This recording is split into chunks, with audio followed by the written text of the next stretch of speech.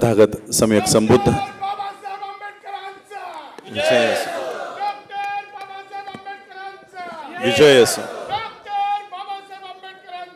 विजय असो.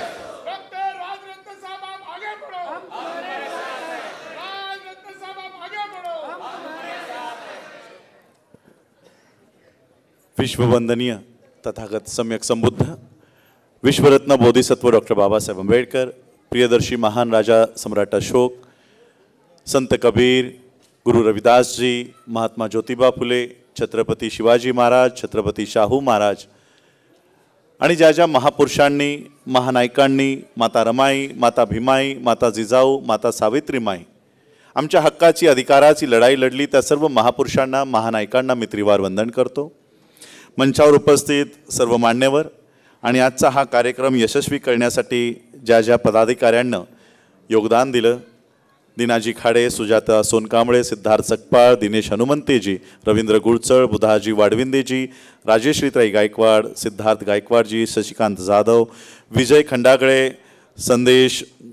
संदीप कांबळे, प्रेमानंद मगरेजी, प्रोफेसर अरुण चक्रनारायणजी, शरद येटमजी, जगदीश गायकवाडजी, मंगला बिरारेताई, सुनीता धनेश्वरताई, जयश्री जाधवताई, आजच्या Buddhist Society of इंडियाच्या या समस्त कार्यकारिणीतले सगळेच या ठिकाणी उपस्थित आणि ज्यांची नावं राहिली असतील ती सगळेच कार्यकर्ते मंचावर उपस्थित, आजच्या कार्यक्रमाला उपस्थित प्रमुख पाहुणे म्हणून आज ज्यांचं आपल्याला सहवास लाभला ते आमचे आदरणीय युवराज संभाजीराजे छत्रपती, आजच्या या कार्यक्रमाला उपस्थित, दिल्लीहून खास या कार्यक्रमाला शुभेच्छा देण्यासाठी उपस्थित ॲडव्होकेट राजेंद्रपाल गौतमजी, बी पी निगमजी, मंचावर उपस्थित सगळे ज्यांनी आज कार्यक्रमाची सुरुवात केली, Jackson Joseph sir, Naidu sir या ठिकाणी आहेत, सुंदर नायडूजी आहेत, मंचावर उपस्थित सर्वच, DCP भरत शेळके सर आणि या ठिकाणी उपस्थित असणाऱ्या सर्व माझ्या मातांना, बंधूंना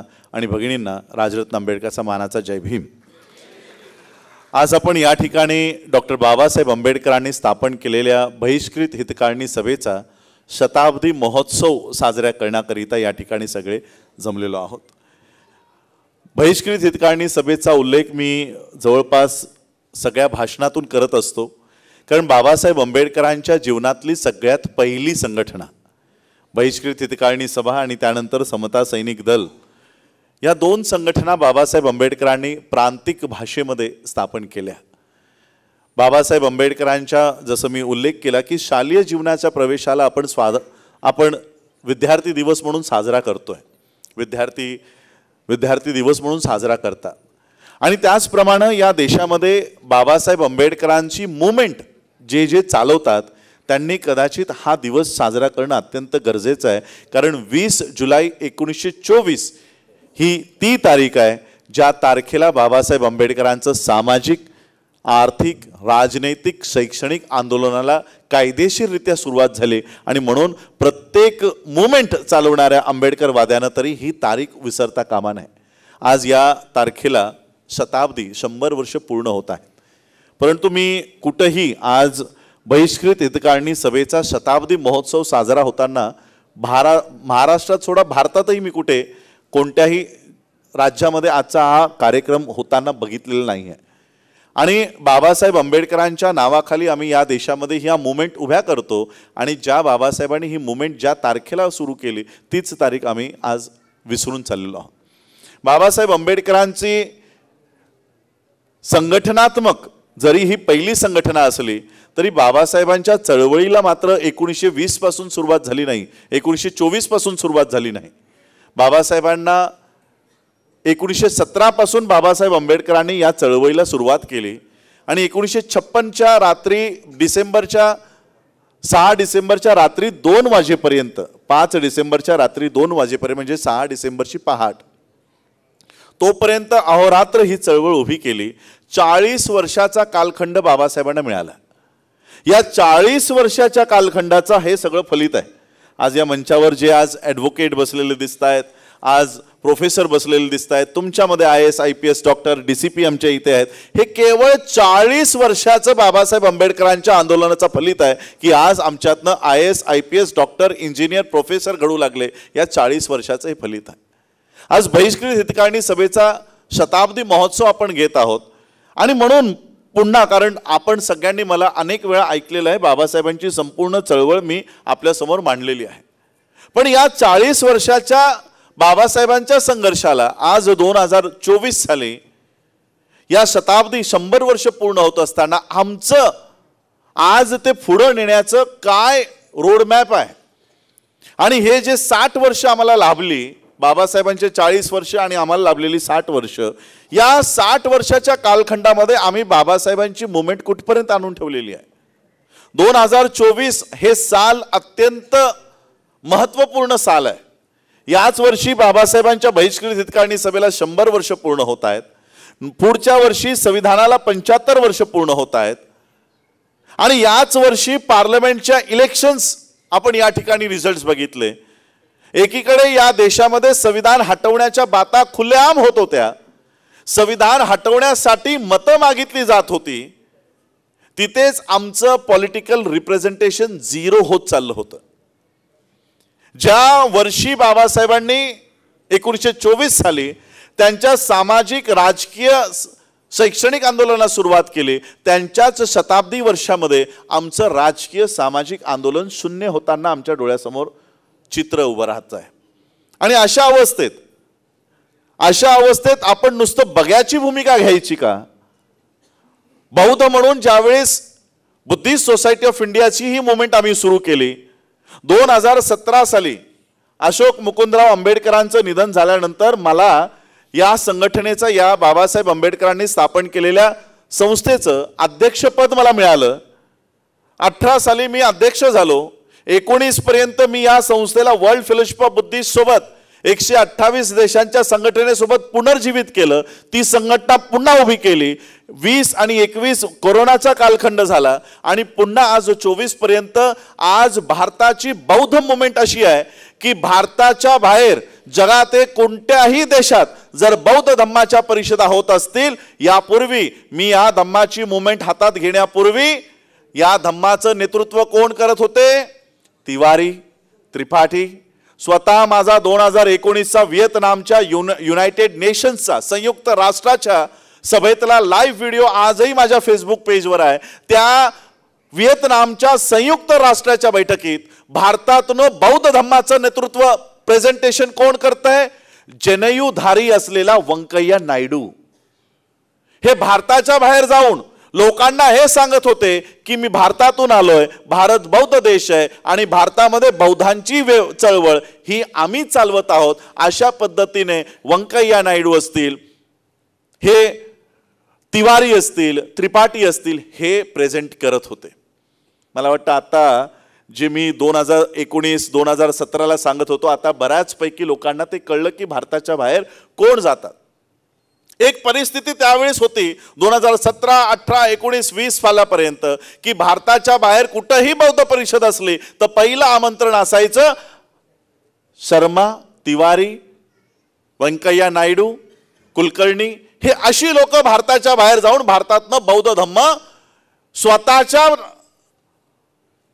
माध्यमातनं प्रेझेंट करत होते. या संपूर्ण बौद्ध परिषदांमध्ये मी हजेरी लावली. बाबासाहेब आंबेडकरांची संस्था जी 1954 साली स्थापन झाली, त्या संस्थेचं रजिस्ट्रेशन वर्ल्ड फेलोशिप ऑफ बुद्धिस्टमधनं रद्द करण्यात आलं होतं, कारण आम्ही कधी त्याची फीस भरली नाही. ती 2018 साली जाऊन ती संपूर्ण फीस भरली, बाबासाहेबांच्या संस्थेचं रजिस्ट्रेशन पुन्हा पुनर्जीवित केलं आणि आज 2024 साली आज अशी परिस्थिती आहे की जगामध्ये कुठेही बौद्ध धम्माची परिषद असो, पहिला ईमेल हा राजरत्न आंबेडकरला असतो. अशा पद्धतीने भारतातल्या जगातल्या सगळ्या देशांना सांगितलं की नरेंद्र मोदी, व्यंकय्या नायडू ही लोक बौद्ध नाही, आम्ही खरी बौद्ध आहोत. आणि म्हणून प्रत्येक बौद्धाच्या परिषदेमध्ये आज बुद्धिस्ट सोसायटी ऑफ इंडियाला आमंत्रण असतं. अशा पद्धतीने ही बुद्धिस्ट मुवमेंट उभी केली.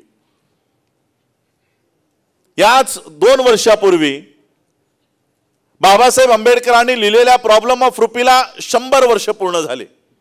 2 वर्षही नाही झाली मला वाटतं अजून. ह्या 100 वर्ष पूर्ण होत असताना अनेकांनी त्याचे सोहळेही घेतले.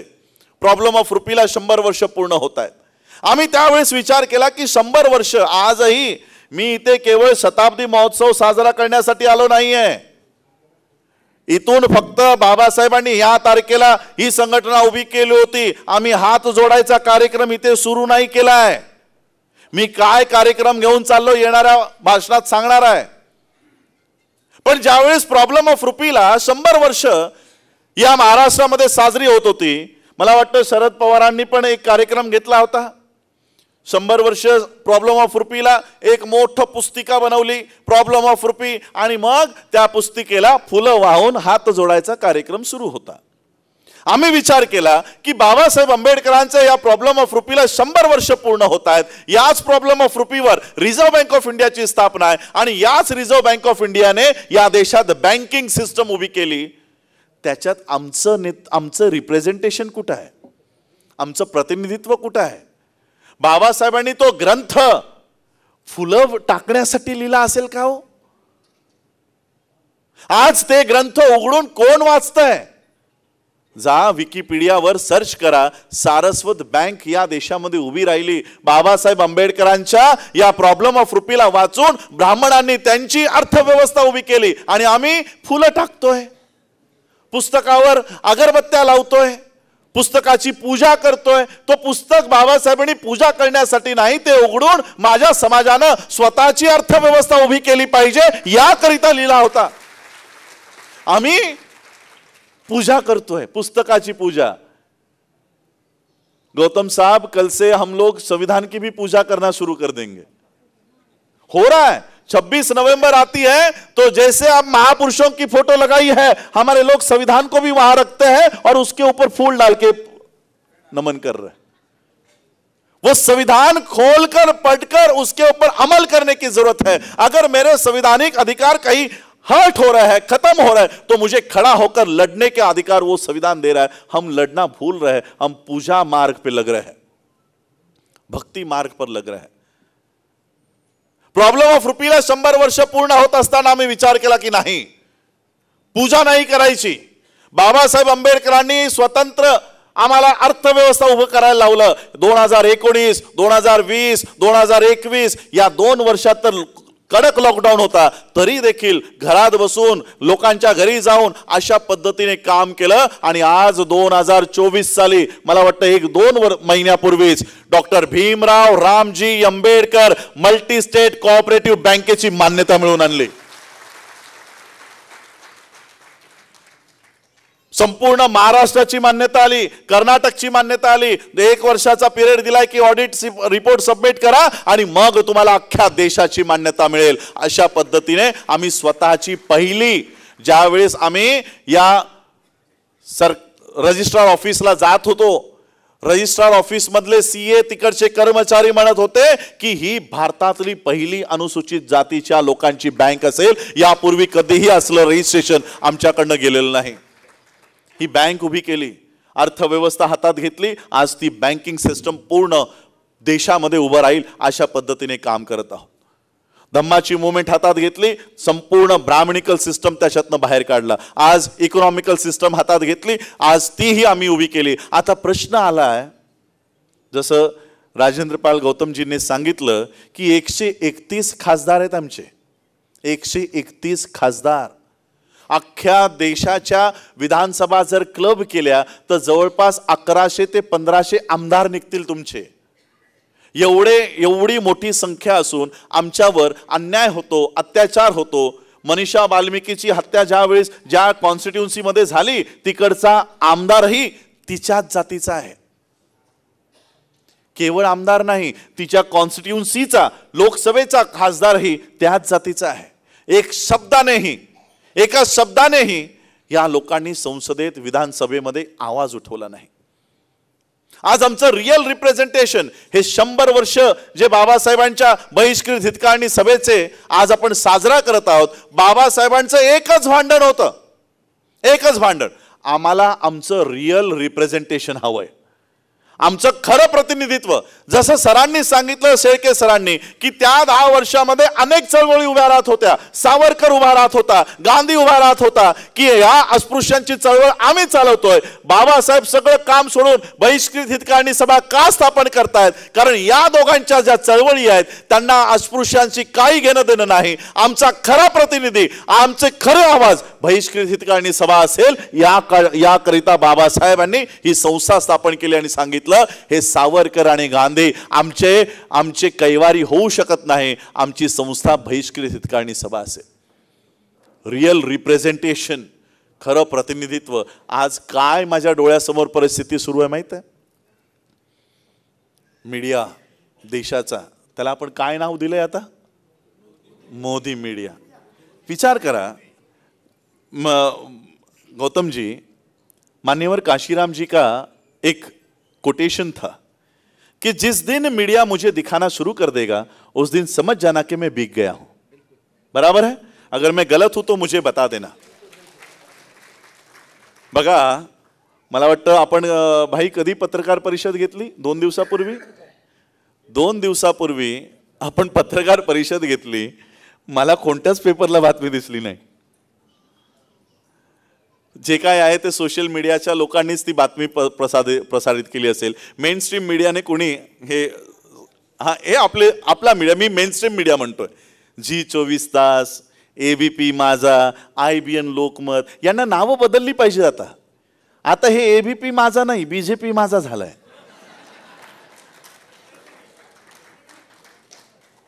आजही ते आम्हाला खरं प्रतिनिधित्व मीडियाच्या माध्यमातून मिळत नाहीये. आज जर आम्ही स्टँड नाही घेतला, आज जर आम्ही उभे नाही राहिलो, तर पुन्हा सावरकरवादी, पुन्हा गांधीवादी आमच्या लोकांमध्ये सोडले जातील आणि सांगितलं जाईल की हाच तुमचा खरा प्रतिनिधी आहे. ही वेळ आमच्या डोळ्यासमोर येऊन ठेपलेली आहे. आमच्या लोकांसमोर आज वरून नेते थोपवले जात आहेत. मीडिया, विचार करा, जो मीडिया आम्हाला कधीही, आणि का दाखवेल हो मीडिया? पैसे त्यांनी लावले, संपूर्ण मीडिया त्यांनी उभा केला. मग ते बाबासाहेबांचे विचार प्रसारित करणाऱ्या माणसाला का दाखवतील? ते कुणाला दाखवतील? 24 तास कुणाला दाखवतील? जो अंतर्गत त्याचं काम करतोय त्याला ते 24 तास दाखवतील. पण जो बाबासाहेबांचं काम करतोय तो त्याला कधीही दाखवणार नाही, कधी दाखवणार नाही. आणि म्हणून आज आमच्यावर अशी वेळ आली की आज जर आम्ही आमच्या लोकांसमोर गेलो नाही, सामाजिक दृष्ट्या जर आम्ही गेलो नाही, तर पुन्हा हा समाज, मला आज विपुल तेजान या ठिकाणी बसले, त्यांचे वडिलांसोबत मी मागच्या 2014 पासून काम करतोय. देश बचाव संविधान बचाव संघर्ष समितीच्या माध्यमातून संपूर्ण नॉर्थमध्ये, पंजाब असेल, हरियाणा असेल, उत्तर प्रदेश असेल, मध्य प्रदेश असेल, बिहार असेल, झारखंड असेल, उत्तराखंड असेल, या ठिकाणी 2014 पासून मी हा विषय घेऊन चाललोय की या देशाचं संविधान खतऱ्यामध्ये आहे, धोक्यामध्ये आहे. पण या इलेक्शन मध्ये आम्हाला काय दिसतंय की जो विषय मी संपूर्ण देशामध्ये जागा केला, लोकांपर्यंत जाऊन आम्ही सांगितलं की देशाचं संविधान खतऱ्यामध्ये आहे, देशाचं संविधान धोक्यामध्ये आहे, येणाऱ्या काळामध्ये संविधान हटवलं जाणार आहे, शिक्षण संपलं जाणार आहे. त्यावेळेस ॲडव्होकेट असलेली लोक म्हणायची, पागल हो क्या, ऐसा कोई संविधान हटा सकता है क्या? कोई संविधान नहीं हटा सकता.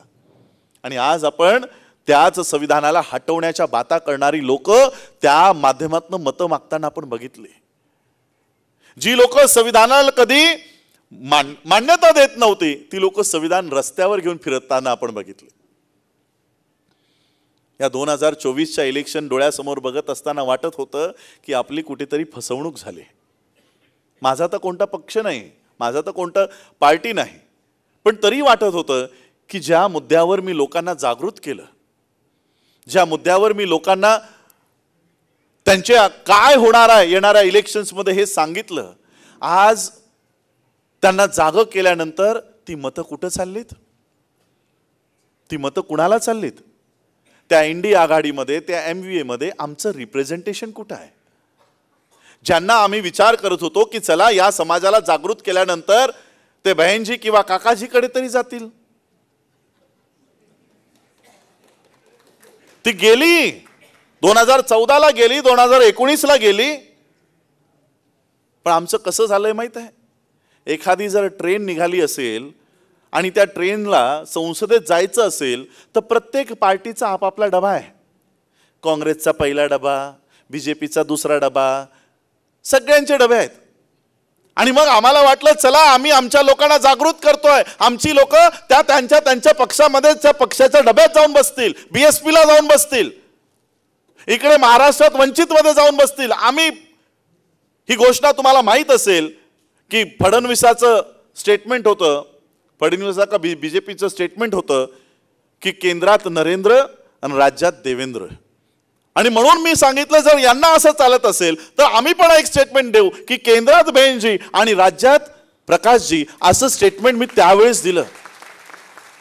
यांना मतं द्या म्हणून मी संपूर्ण भारतात फिरलो, महाराष्ट्रात सांगितलं.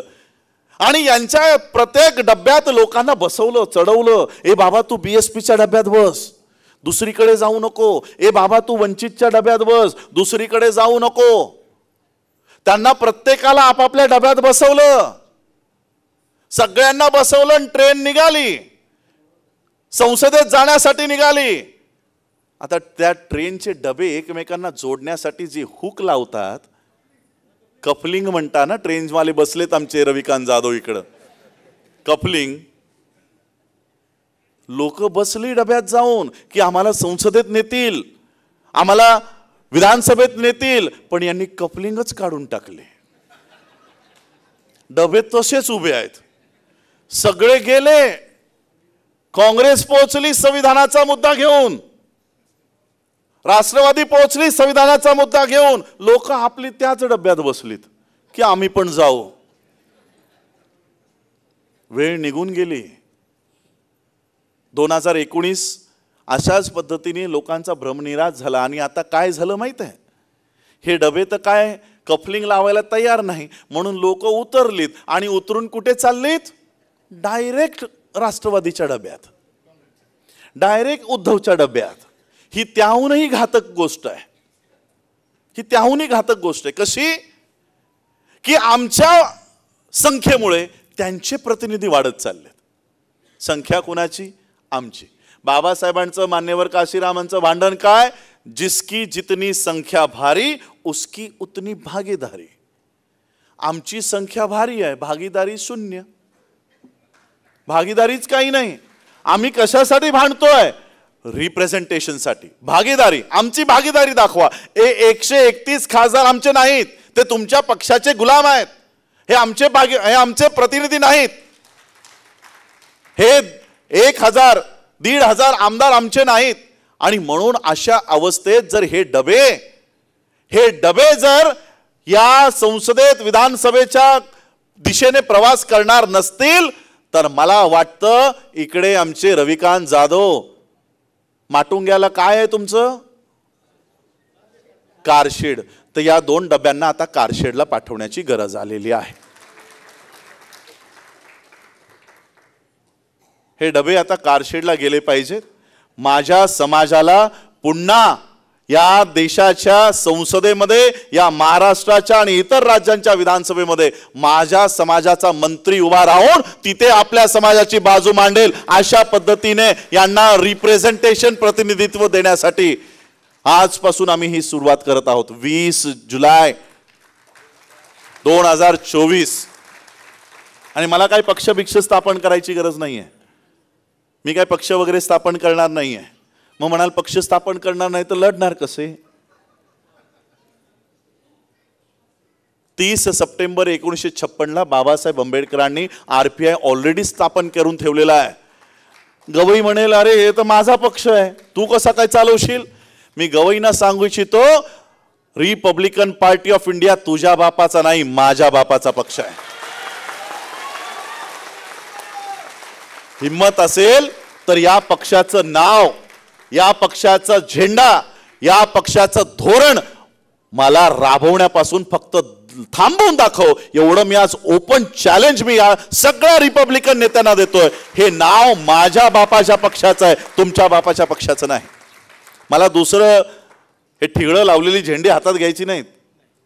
बाबासाहेबांनी निळा झेंडा दिलाय, त्या निळ्या झेंड्याचे यांनी सांगितले की खासदार होते, त्याच निळ्या झेंड्याच्या पक्षाच्या लोकांनी बाबासाहेब आंबेडकरांचा संसदेबाहेरील बाबासाहेबांचा पुतळा उभा केला.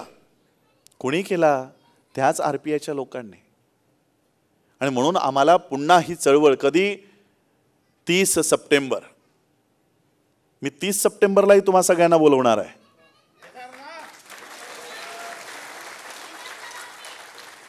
30 सप्टेंबरला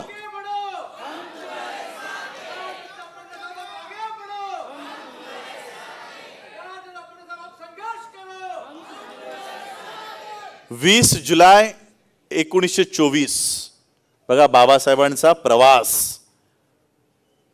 20 जुलै 1924 ला बाबासाहेब आंबेडकरांच्या जीवनातला संघटनात्मक प्रवास सुरू झाला, पहिली संघटना. आणि मग बाबासाहेबांनी अनेक संघटना त्यांच्या आयुष्यात काढल्या, अनेक संघटना. बहिष्कृत हितकाणी सभेनंतर समता सैनिक दल, समता सैनिक दल नंतर depressed classes mission, depressed classes mission नंतर Indian Labour Party, Indian Labour Party नंतर scheduled caste federation, scheduled caste federation नंतर बुद्धिस्ट सोसायटी ऑफ इंडिया, आणि एक पक्ष बाबासाहेब आंबेडकरांचा, एक संस्था जी बाबासाहेब आंबेडकरांनी त्यांच्या म्हणजे बाबासाहेबांचा जीवन प्रवास बघा कसा सुरू झाला. बहिष्कृत नाव दिलं, बहिष्कृत नावापासून बाबासाहेबांचा संघटनात्मक प्रवास सुरू झाला. आणि शेवटची संस्था जी बाबासाहेब आंबेडकरांनी स्वतःच्या हयातीत जाहीर केली ती म्हणजे रिपब्लिकन पार्टी ऑफ इंडिया. त्याआधी बुद्धिस्ट सोसायटी ऑफ इंडिया स्थापन केली. आणि 30 सप्टेंबर 1956ला बाबासाहेब त्यांच्या सगळ्या कार्यकर्त्यांना दिल्लीला बोलावतात आणि सांगतात की आजपासून शेड्यूल कास्ट फेडरेशन मी बरखास्त करत आहे आणि रिपब्लिकन पार्टी ऑफ इंडिया स्थापन झाली असं मी जाहीर करत आहे. या 2 तारखा 20 जुलै ते 30 सप्टेंबर, किती वेळ येईल याला? 2 महिने 10 दिवस. 20 ते 30 2 महिने, 1 जुलै ते ऑगस्ट, ऑगस्ट ते सप्टेंबर 2 महिने पूर्ण आणि 10 दिवस वरचे. 2 महिने 10 दिवस आता मी घरी जाणार नाही, संपूर्ण महाराष्ट्राचा दौरा करणार आहे. संपूर्ण महाराष्ट्रामध्ये जाऊन लोकांना बाबासाहेबांची चळवळ समजून सांगणार आहे. आणि हिची सांगता मी आत्ताच तुम्हा लोकांना या 30 सप्टेंबर 2024चं रिपब्लिकन पार्टी ऑफ इंडियाचं जाहीर झाल्याच्या तारखेचं निमंत्रण आत्ताच देतोय. आणि प्रत्येकानं, आज पावसाचा दिवस होते तरी देखील आपण सगळी लोक या ठिकाणी आलेले आहात. 30 सप्टेंबर 2024 रोजी मुंबईच्याच षण्मुखानंद हॉलमध्ये रिपब्लिकन पार्टी ऑफ इंडियाचा हा मेळावा आम्ही घेऊ. त्याही वेळेस थोडा बहुत पाऊस असेल. ही 20 ते 30 तारखेपर्यंतचा प्रवास हा केवळ 2 महिने 10 दिवसाचा प्रवास होणार नाही, तर आमच्या येणाऱ्या पिढ्यांच्या हा हजारो वर्षांचा प्रवास तय करणारा हा 2 महिने 10 दिवसाचा प्रवासच ठरणार आहे. आम्हाला आमचे प्रतिनिधी पाठवायचे आहेत. विचार करा, जे स्टँड आज आमचे हे दोघं घेत आहेत, आप हिंदी में बुआ कहते हो है ना, क्योंकि बहन जी, मैं तो बहन जी नहीं कह सकता, मैं आप बहन जी कह सकते हो, मेरे पिताजी भी बहन जी कहते थे. तब मेरे पिताजी अगर बहन जी कहते तो मैं बहन जी कैसे कह सकता हूं? तो मैं तो बुआ जी कह सकता हूं. तो मेरी बुआ हुई. और प्रकाश जी तो मेरे ऑफिशियली चाचा है, ऑफिशियली. आता या बुआ आणि काका यांची भूमिका पूरे भारत को पता है. ना वो इंडी में गई, ना ये MVA में गए है, हे सगळ्यांना माहित आहे. आणि शेवटी निर्णय काय घेतला आंबेडकरवाद्यांनी बघा, कुठे 45 लाख आणि कुठे 15 लाख आहे ना प्रवास, घसरता प्रवास. मग हे 30 लाख लोक गेली कुठे? ऑब्वियसली हा त्याहूनही घातक प्रकार आहे. हे मी का म्हणतोय? कारण जर आमची एक संयुक्त ताकद महाराष्ट्राला दिसली असती की 45 लाख लोक आहेत, हे 60 लाख लोक आहेत, हे वाढत गेले असते तर आमच्या मतांना किंमत मिळाली असती. आज हे काय म्हणतात, बौद्धांकडे बघायची गरज नाही, त्यांची मतं तर डायरेक्ट आमच्याकडे आलीत, यांना प्रतिनिधित्व द्यायची गरज नाही. हे 30 लाख मतं तर डायरेक्ट आम्हाला मिळतात, आता यांना काही द्यायची गरज नाही. ही कुणी आणली वेळ? आज आमच्यावर आलेली आहे. आणि विचार करा, या देशामध्ये जर मी राजकारणाला जर उतरलो तर मी माझ्या पर्सनल हेतूसाठी उतरणार नाही. माझं घर सुरक्षित आहे. बघितलं, 1-2 वर्षापूर्वी राजगृहाची एक खिडकी फोडली होती एका वेड्या माणसानं. बघितलं, आठवतंय थोडं थोडं. पावसाळ्यामध्ये फक्त एका खिड़कीवर दगड मारला गौतमजी, राजगृह पर एक पागल आदमी ने नशे में पत्थर मार दिया. पूरा भारत उस राजगृह के समर्थन में खड़ा हुआ था कि नहीं? पूरा भारत. अगर हमारे घर की कांच भी टूट जाए तो पूरा भारत, पूरा विश्व हमारे सुरक्षा के लिए खड़ा हो जाता है. जरूरत मुझे नहीं है, हमारे घर सुरक्षित है, हमारे घर सुरक्षित है. 850 झोपड़ियां मुंबई में तोड़ी गई है. 2 महीने से बारिश में, 1 महीने से बारिश में खड़े बैठे है, फुटपाथ पर बैठे है, कोई आंसू बहाने के लिए नहीं आया है. पवईच्या जयभीम नगरचे 850 घरं तुटलीत, कोणी ढुंकून बघायला तयार नाही. मी माझं घर वाचवण्यासाठी, ईडी सीबीआय पासून पळण्यासाठी राजकारणात उतरणार नाही, तर माझ्या लोकांचं घर वाचवण्यासाठी मला या राजकारणात यावं लागणार आहे. संभाजी राजेंनी ओळखलं, हा माणूस काय राजकारणी नाही, याचा पिंड राजकारणाचा नाही. कारण मी बुद्धाला मानणारा माणूस आहे, नैतिकता ही जपणारा माणूस आहे. आणि म्हणून ते संभाजीराजेंना माहित आहे हा काय राजकीय वाटत नाही. पण तरी त्यांनी आशा केली की तरी तुला यावं लागेल, तरी तुला उभं राहावं लागेल. जर आज तू उभा राहिला नाहीस तर येणारा तुझा समाज कुठे खोल दरीत पडलेला असेल आणि त्यावेळेस रडण्याची तुला मुभा नसेल. कारण ज्या दिवशी तुला स्टँड घ्यायची गरज होती त्या दिवशी तू स्टँड घेतला नाहीस, हा प्रश्न माझ्या समोर आयुष्यभर उभा राहील. आणि म्हणून वेळ होती आणि मी ते केलं नाही, हा डाग मला माझ्या या जीवन चरित्रात नको आहे.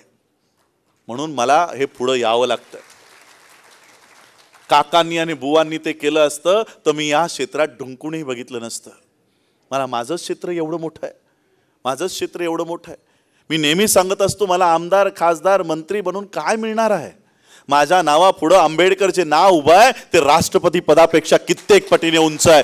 मी या नावांसाठी, पदांसाठी काम करत नाही. पण जी लोक त्या सीटवर गेलीत ती आमचा आवाजच उचलत नाही. आणि म्हणून या लोकांना धडा शिकवायचा असेल तर मला त्या सभागृहात उभं राहून एकेकाला चापकानं फोडणं गरजेचं आहे. कसा बोलत नाही ते बघतो, कसा बोलत नाही. 131 आहेत बागड बिल्ले, 131. आमचा आता एक राज्यसभेवर परत गेलाय, एक शब्दाने ढुंकून बोलत नाही, एका शब्दाने बोलत नाही. आणि म्हणून आम्हाला आज त्या ठिकाणीही या मुवमेंटला हाती घेणं गरजेचं आहे. आणि म्हणून मी आजची ही सभा यासाठी की बाबासाहेबांनी बहिष्कृत हितकाळणी सभा स्थापन केली म्हणून फक्त नमन करायला इथे आलो नाही, की बाबासाहेब तुम्ही काम केलं, आता या बहिष्कृत ते रिपब्लिक या प्रवासाला मी निघणार आहे. आणि बाबासाहेबांनी आम्हाला ती नॅशनॅलिटीची आयडेंटिटी दिली की मी अंतिमतः ही भारतीय आहे. या भारतीयांना जागं करण्यासाठी काय आजही तुम्ही आम्हाला जात समजता, जातीचा एक घटक समजता. आणि म्हणून ती आज मी बघा, हा संपूर्ण बाबासाहेबांचा जीवनाचा इतिहास वाचत असताना मी आता एक नवीन पुस्तक वाचतोय, डॉक्टर राजशेखर वुंद्रूंचं आंबेडकर, गांधी आणि पटेल. हा पुस्तक वाचताना बाबासाहेबांना किती त्रासातून जावं लागलं. जे कॉम्युनल अवॉर्ड मधनं बाबासाहेबांनी मिळवून आणलं की आमच्या सेपरेट इलेक्टोरेट्स, आमच्या सेपरेट जागा, त्या जागांवर आम्ही आमचा उमेदवार उभा करू आणि त्याच्या पाठीशी आमचे वोटर्स उभे राहतील. गांधी सिखांना ते द्यायला तयार होता, गांधी मुसलमानांना द्यायला तयार होता, गांधी ख्रिश्चनांनाही द्यायला तयार होता. गांधी म्हणतो की नाही, मी तुम्हाला मिळू देणार नाही. आमचं खरं प्रतिनिधित्व त्याने मिळू दिलं नाही. गांधी उपोषणाला बसला आणि बाबासाहेबांना हे सोडावं लागलं. आणि दोघांमध्ये करार झाला की ठीक आहे, बाबासाहेबांमध्ये करार झाला. बाबासाहेबांनी सांगितलं की ठीक आहे, तुमचे प्राण वाचवायसाठी मी हे माझे अधिकार सोडतो. गांधीने सांगितलं तुम्हाला डबल सीटा देतो, तुम्ही त्या घेऊन जा. उपोषण सोडल्या सोडल्या गांधींनी त्यांचे विषारी दात समोर आणले आणि ज्या सीटा दिल्या होत्या त्याच्यावर त्यांचीच माणसं उभी केली, त्यांचीच माणसं उभी केली. बाबासाहेबांनी जे मिळून आणलं होतं तेही हातातून हिसकावून घेतलं आणि गांधीने जे करारामध्ये दिलं तेही पळून नेलं. दुसरीकडे जी बीजेपी रिझर्वेशनच्या विरोधात बोलते, जे संविधानाच्या विरोधात बोलते, या महाराष्ट्राची कोणतीही अनुसूचित जातीसाठी राखीव असलेली सीट काढा आणि बघा त्याच्यावर केवळ आणि केवळ बीजेपीचा आमदार तुम्हाला दिसेल निवडून आलेला. म्हणजे लोकांसमोर रिझर्वेशनचा विरोध करायचा, लोकांसमोर संविधानाचा विरोध करायचा आणि मागच्या दारानं त्याच रिझर्व सीटवर बीजेपी कॅन्डिडेट बसवते. तुम्हाला जर रिझर्वेशन नको आहे तर रिझर्व सीटवर उमेदवार का उभे करता? आणि म्हणून मी नरेंद्र मोदींना सांगतो की नरेंद्र मोदी खरंच जर एका बापाची औलाद असेल, खरंच नरेंद्र मोदी जर खरंच एका बापाची औलाद असेल तर अनुसूचित जातीसाठी राखीव असलेल्या एकाही सीटवर तो उमेदवार उभा करणार नाही. अरे रिझर्वेशनचा विरोध आहे ना, मग ती रिझर्व सीट कशी चालते? तुम्हाला ती रिझर्व सीट कशी चालते? आणि ज्या गांधींनी स्वतःच्या प्राणाच्या बदल्यात आम्हाला या रिझर्व सीटा दिल्या आहेत, तो गांधी तरी स्वतःच्या सीटा या अनुसूचित जातीच्या सीटांवर स्वतःचा उमेदवार का उभा करतो? दिलेत ना तुम्ही आम्हाला, मग आम्हाला घेऊ द्या की, आमचे प्रतिनिधी पाठवू द्या ना. आणि म्हणून आम्हाला आमचे खरे प्रतिनिधी या संसदेत, विधानसभेत, या इतर राज्यांच्या विधानसभेत आम्हाला पाठवायचे. त्यासाठी हा संपूर्ण आता 3 महिने तर मी महाराष्ट्रात आहे, यानंतर हरियाणात जाईन, यानंतर झारखंडला जाईन. प्रत्येक राज्यांमध्ये आज संपूर्ण देशात आमचं संघटन आहे. मला आठवतंय शेळके सर कुठे गेलेत? हां, शेळके सर 2019ला आपण कुर्ल्याला एक कार्यक्रम घेतला होता. कुर्ल्याला कार्यक्रम घेतला होता संविधानावरच घेतला होता मार्च महिन्यामध्ये. आणि त्या कुर्ल्याच्या मैदानात सगळी लोक त्या ठिकाणी आली आणि माझे स्पीच जे झालं त्या स्पीचच्या कटिंग्स, छोटे छोटे 1-1 मिनिटाचे 2-2 मिनिटाचे क्लिप्स कुणी व्हायरल केले असतील सांगा? कुणी स्वतःच्या ट्विटर हँडलवर, त्या स्वतःच्या फेसबुक हँडलवर ठेवले असतील? डॉक्टर नितीन राऊत, भाषण मी करतोय, 2-2 अडीच तास मी लोकांना समजवतोय की बीजेपी कसं या देशाचं संविधान हटवते आहे, बीजेपी कसे एक कायदे या देशामध्ये आणते, हे मी लोकांना पटवून सांगतोय. माझे क्लिप्स कापून काँग्रेस प्रसारित करते. बघा बाबासाहेबांचा नातू पण तू संविधान कसं धोक्यात आहे हे लोकांना सांगतोय, बघा संविधान धोक्यात आहे आणि म्हणून संविधान वाचवायचं असेल तर आम्हाला मतं द्या.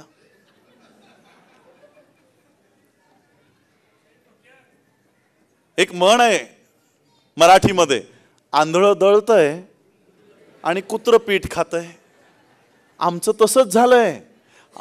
राजेंद्र पाल गौतम असतील, BP निगम असतील, विपुल असेल, शरद असतील, अनिल कुमार जवादे या ठिकाणी बसलेत, शेळके सर बसलेत, मी इथं आहे. 10-10 वर्ष सामाजिकरित्या लोकांना जागृत करतोय.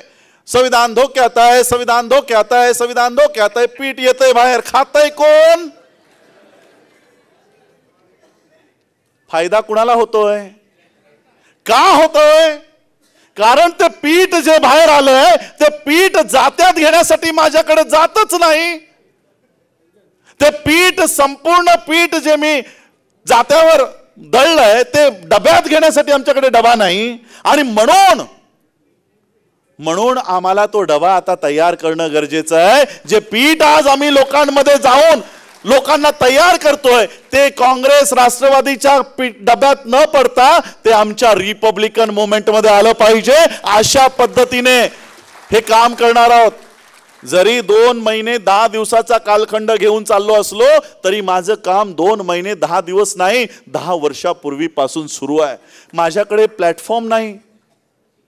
तुमचा पैसा ठेवण्यासाठी डॉक्टर BR आंबेडकर बँकेचा प्लॅटफॉर्म उभा केला, तुमचा धम्म वाढवण्यासाठी बुद्धिस्ट सोसायटी ऑफ इंडियाचा प्लॅटफॉर्म उभा केला. आमचं राजकारणच या देशात नाही आणि म्हणून ते राजकारण उभं करण्यासाठी तोही प्लॅटफॉर्म मी तुमच्या हाती देईन. अशा पद्धतीने हा प्रवास 20 जुलै ते 30 सप्टेंबर पर्यंतचा प्रवास असेल.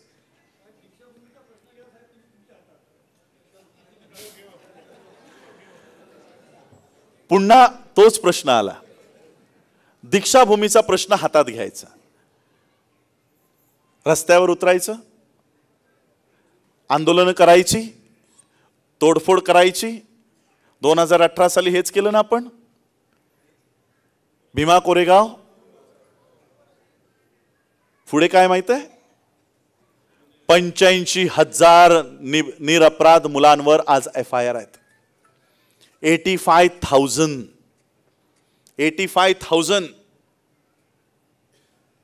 या इलेक्शन्स मध्ये या दोन्ही गटाकडनं ज्याच्याकडनंही आम्हाला मागणी आली की तुम्ही आमच्या सोबत या, माझी पहिली अट असणार आहे, तुमच्या सोबत यायला तयार आहे, 85,000 लोकांचे FIR आधी रद्द करा.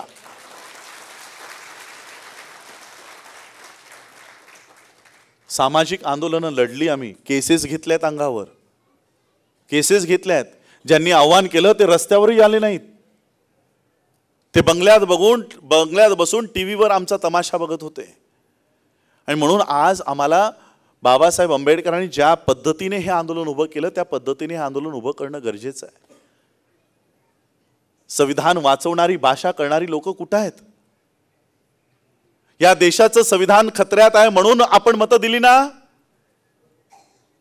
मग संविधान या संसदेची स्थापना झाल्यानंतर याच देशामध्ये IPC ऍक्ट बदलला गेला, माहिती आहे का? मागच्या आठवड्यात एक तरी व्यक्तीने संसदेतनं विरोध केलाय का?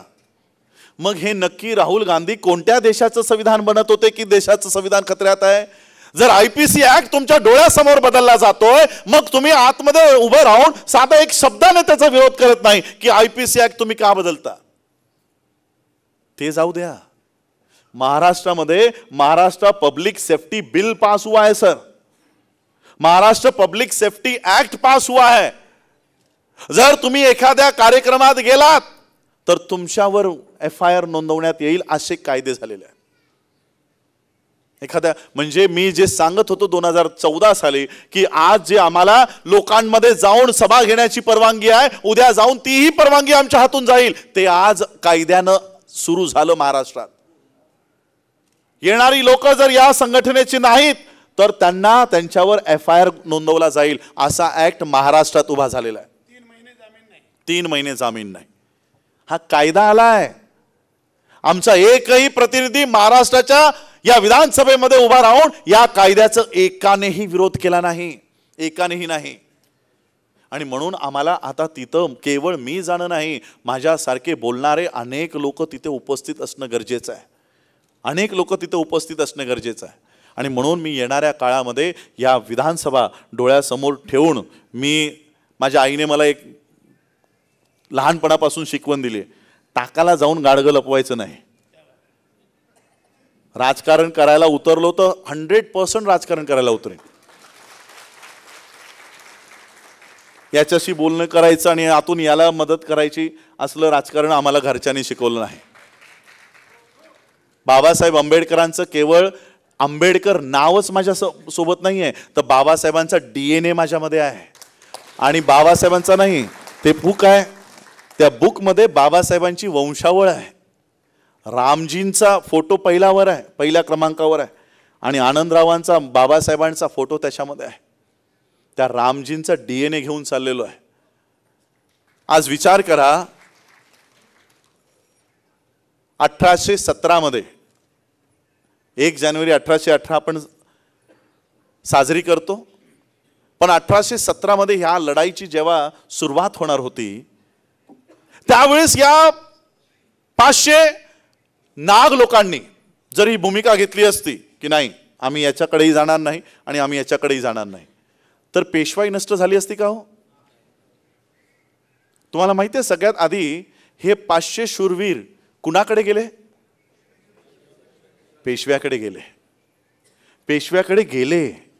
ये 500 नाग लोग पेशवाओं के पास गए और पेशवाओं को कहा कि तुम हमारे भाई हो, तुम हमारे देश के हो, ये तो बाहर से आए हुए लोग हैं, ये ब्रिटिश बाहर से आए हुए हैं, हम उनके पक्ष से खड़े नहीं होना चाहते, उनके साथ नहीं खड़ा होना चाहते, हम आपके खिलाफ लड़ाई नहीं लढना चाहते, तुमच्या विरोधात आम्हाला लढाई नाही लढायची, तुम्ही आमचे भाऊ आहात, आमची एकच मागणी आहे, आम्हाला आमचे अधिकार द्या, आम्हाला मानव अधिकार द्या. काय उत्तर दिलं माहिती आहे पेशव्यांनी? सुईच्या टोकावर बसतील एवढेही अधिकार तुम्हाला मिळणार नाहीत, एवढेही अधिकार मिळणार नाहीत. आणि मग तेच 500 शूरवीर, तेच 500 नाग लोक ब्रिटिशरांच्या बाजूने लढले. आणि ब्रिटिशरांच्या बाजूने लढलेच नाही तर 28,000 पेशव्यांना उभं आडवं चिरून त्यांनी पेशवाई नष्ट केली. पेशवाई नष्ट केली, पेशवाई गेली. फडणवीस आहे, त्यावेळेस पेशवाई बोलायचे, आता भाजपाही नाही होय. आता विचार करा, जर या भाजपाला संपवायचं असेल तर आम्हाला ब्रिटिशरांनी स्थापन केलेल्या काँग्रेसचं स्थापक कोण आहे? Annie Besant, British. तर आम्हाला तिच्या बाजूने उभं राहणं गरजेचं होतं का? तर भाजपाला संपवायचंय. आम्ही काय तटस्थ राहिलो. विचार करा, आमच्या 500 शूरवीरांनी तटस्थ राहिले असते तर पेशवाई संपली असती का? नाही. आणि म्हणून आम्हाला आमचा दुश्मन संपवायचा असेल तर दुश्मन के साथ दोस्ती करनी होगी.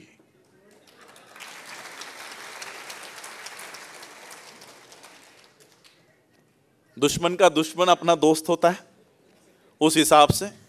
आणि म्हणून आम्हाला येणाऱ्या कालखंडामध्ये केवळ महाराष्ट्रातच नाही, मला महाराष्ट्राच्या राजकारणात इंटरेस्टही नाही, मला भारताच्याही राजकारणात इंटरेस्ट नाही, पण त्या ठिकाणी आमची खरे प्रतिनिधी नाहीत.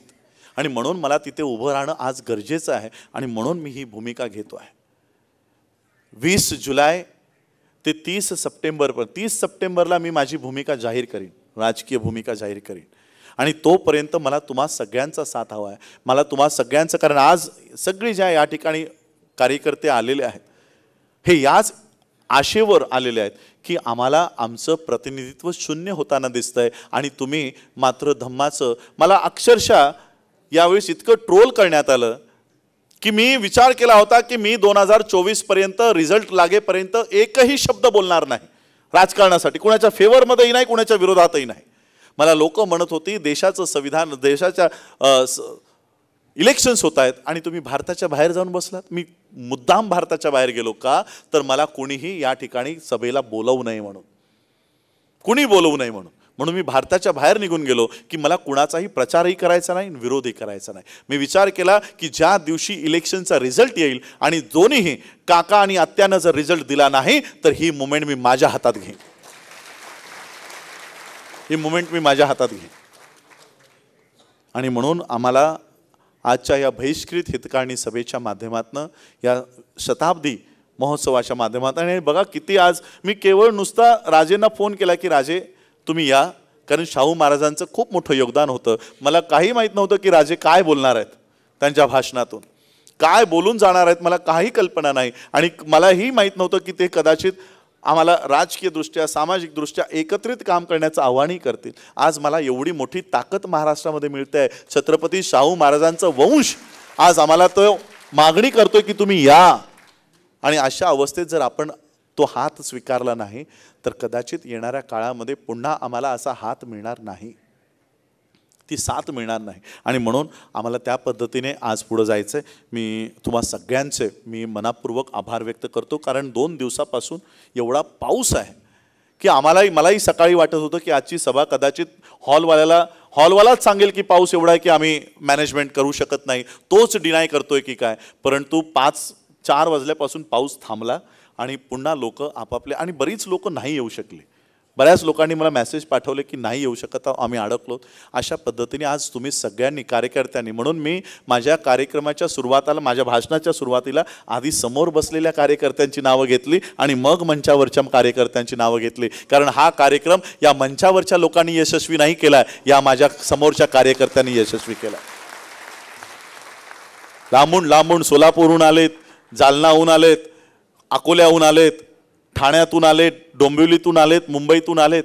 हे सगळे कार्यकर्ते रायगड, वर्धा या ठिकाणी बसलेत, धुळ्याहून आलेत, सगळ्या धुळा, बुलढाणा, अख्खा महाराष्ट्र अख्खा महाराष्ट्र या ठिकाणी आलाय बाबासाहेब आंबेडकरांचं हे बहिष्कृत हितकाणी सभेचं. जाता जाता मी एवढंच सांगेन की आज आमचे बाळासाहेब गायकवाड मला या ठिकाणी दिसत आहेत. सुरुवात मी 2010 पासून या लोकांपासून केली. बाळासाहेब गायकवाड असतील, जगदीश गायकवाड असतील, या लोकांनी मला पुढे आणलं. माझ्यातला तो नेता या लोकांनी पुढे आणला. मला अजूनही आठवतंय की बाळासाहेब गायकवाड माझ्यासोबत असायचे, पण नेहमी मागच्या खुर्चीवर जाऊन बसायचे. सभा संपली की येऊन सांगायचे, साहेब तुमच्याबद्दल हा माणूस असा बोलत होता, साहेब तुमचं भाषण लोकांना असं आवडलं. आणि अशा पद्धतीने एक एक सगळीच सिंधुदुर्ग, कोल्हापूर, दिवा, छान छान छान छान छान. असाच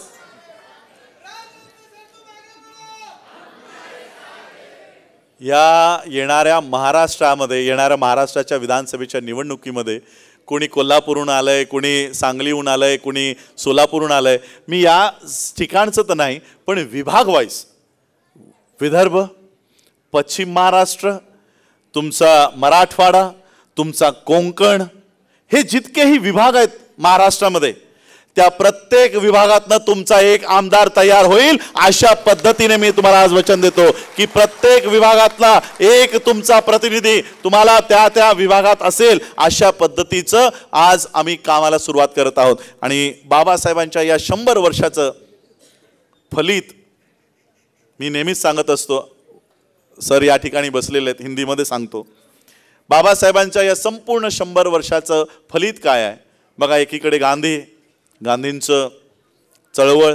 गांधी पण बॅरिस्टर माणूस होता. साऊथ आफ्रिकेमध्ये वकिली करायचा, सूट बूट टायकोटामध्ये राहायचा. बाबासाहेबही बॅरिस्टर. दोघंही परदेशातून भारतात आले. पण गांधी ज्यावेळेस भारतात आले त्यावेळेस त्यांचे जे गुरु होते त्या गुरूंना मी हे आंबेडकर, गांधी आणि पटेलमध्ये वाचलं की गांधी भारतात आल्यानंतर मग त्यांनी त्यांच्या गुरुला जाऊन सांगितलं की मला भारतामध्ये ही चळवळ उभी करायची, मुवमेंट उभी करायची, मी काय केलं पाहिजे. त्या गुरुने सांगितलं एक काम करा की आधी संपूर्ण भारताचा दौरा करा, पूर्ण भारताचा दौरा करा, पूरे भारत का भ्रमण कीजिए, फिर आप मेरे पास आइए. गांधी जो सूट बूट टाई कोट में रहा करते थे वो पूरे भारत में गए, भारत का दौरा किया. भारत में जाने के बाद उन्होंने देखा अरे यहाँ के लोग तो भूखे नंगे हैं, ये तो भूखे नंगे लोगों का देश है, बदन पर कपड़े नहीं है, खाने को रोटी नहीं है. ये सारी जानकारी लेकर वो अपने गुरु के पास गए. बोले ये यहाँ तो लोग भूखे नंगे हैं. तो गुरु ने कहा अगर इनका नेता बनना चाहते हो, इनका लीडर बनना चाहते हो तो ये सूट बूट टाई कोट उतार दो. अगर लोग नंगे हैं तो खुद भी नंगे हो जाओ, खुद भी नंगे हो जाओ. सूट बूट टाई कोट पहनने वाला गांधी, उसने सूट निकाला, पैंट निकाली, शर्ट निकाला, टाई निकाली और धोती पहनना शुरू किया. और फिर वो भारत के लोगों के सामने गया. लोगों को लगा हम भी नंगे, ये भी नंगा, हमारा मसीहा आ गया. देखते देखते गांधी नेता से महात्मा बन गए. बाबा साहब भी परदेश से भारत में आए. बाबा साहब ने भी भारत का दौरा किया और बाबा साहब को भी वही दिखाई दिया जो गांधी को दिखाई दिया. सही में लोग भूखे हैं, सही में लोगों के बदन पर कपड़ा नहीं है, सही में लोग नंगे हैं. बाबा साहब के घर की परिस्थिति नहीं थी, हालात नहीं थे. सिर्फ 2 रोटियां बनती थी हमारे घर में, 2 रोटियां. एक रोटी में यशवंत और मुकुंद खाता था और एक रोटी में लक्ष्मीबाई और रमाबाई खाते थे. कभी कभी वो एक रोटी भी वो बच्चों को दे देती थी, कभी कभी भूखे पेट सो जाती थी पानी पीकर. ऐसे हालात में जब घर में पैसे नहीं है तब बाबा साहब ने सूट पहनना शुरू किया. सूट पहनना शुरू किया. सूट पहनकर, टाई कोट पहनकर वो लोगों के बीच गए. किन लोगों के बीच? जिनके पेट में खाना नहीं है, जिनके बदन पर कपड़े नहीं हैं. ऐसे लोगों के बीच बाबा साहब सूट बूट टाई कोट में चले गए. मुझे आज मैं सभी को चैलेंज करता हूं, मुझे बाबा साहब की कोई भी एक फोटो बताओ जिसमें बाबा साहब की शर्ट फटी हुई है,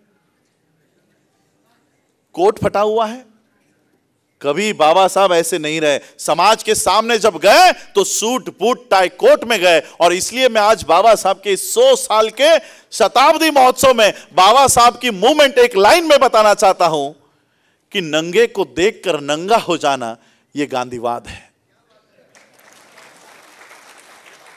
नंगे को देखकर नंगा हो जाना यह गांधीवाद है, लेकिन नंगे को देखकर उसको सूट बूट टाई कोट में लाना यह अंबेडकरवाद है। और इसी अंबेडकरवाद पर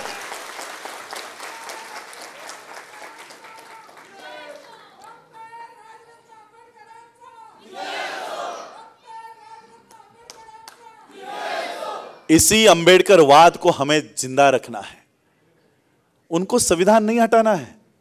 पंकजा मुंडेंचं भाषण ऐकलं असेल ना तुम्ही, क्लिप व्हायरल झाली होती की बाबासाहेबांचं संविधान हटवण्यासाठी आम्हाला संसदेत पाठवा। लोकांनी तिला घरी पाठवलं। का द्वेष है यांना? क्यों नफरत कर रही है संविधान से? उन्हें संविधान नहीं हटाना है। उन्हें आपके गले में जो ये टाई पहन रहे हो ना, उनको ये टाई हटाकर फिर से वो हांडी लानी है। तुम्हारे कमर में आज जो ये लेदर का बेल्ट आ गया है ना, ये लेदर का बेल्ट नहीं हटाना है। उनको इस बेल्ट को हटाकर यहां पर फिर से झाड़ू मारने वाली, झाड़ू लगाने वाली व्यवस्था खड़ी करनी है। लेकिन वो भूल गए कि शेर अभी जिंदा है।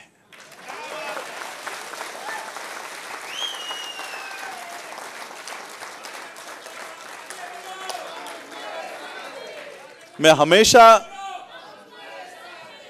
हमेशा बीजेपी आरएसएस को याद दिलाना चाहूंगा कि हम जिस धम्म के मार्ग पर चले हैं, जिस सम्राट अशोक ने यह धम्म का मार्ग स्वीकारा है, शांति का पद स्वीकारा है, भूलो मत कि जिस सम्राट अशोका की जो तलवार है वो आज भी हमारे पास है।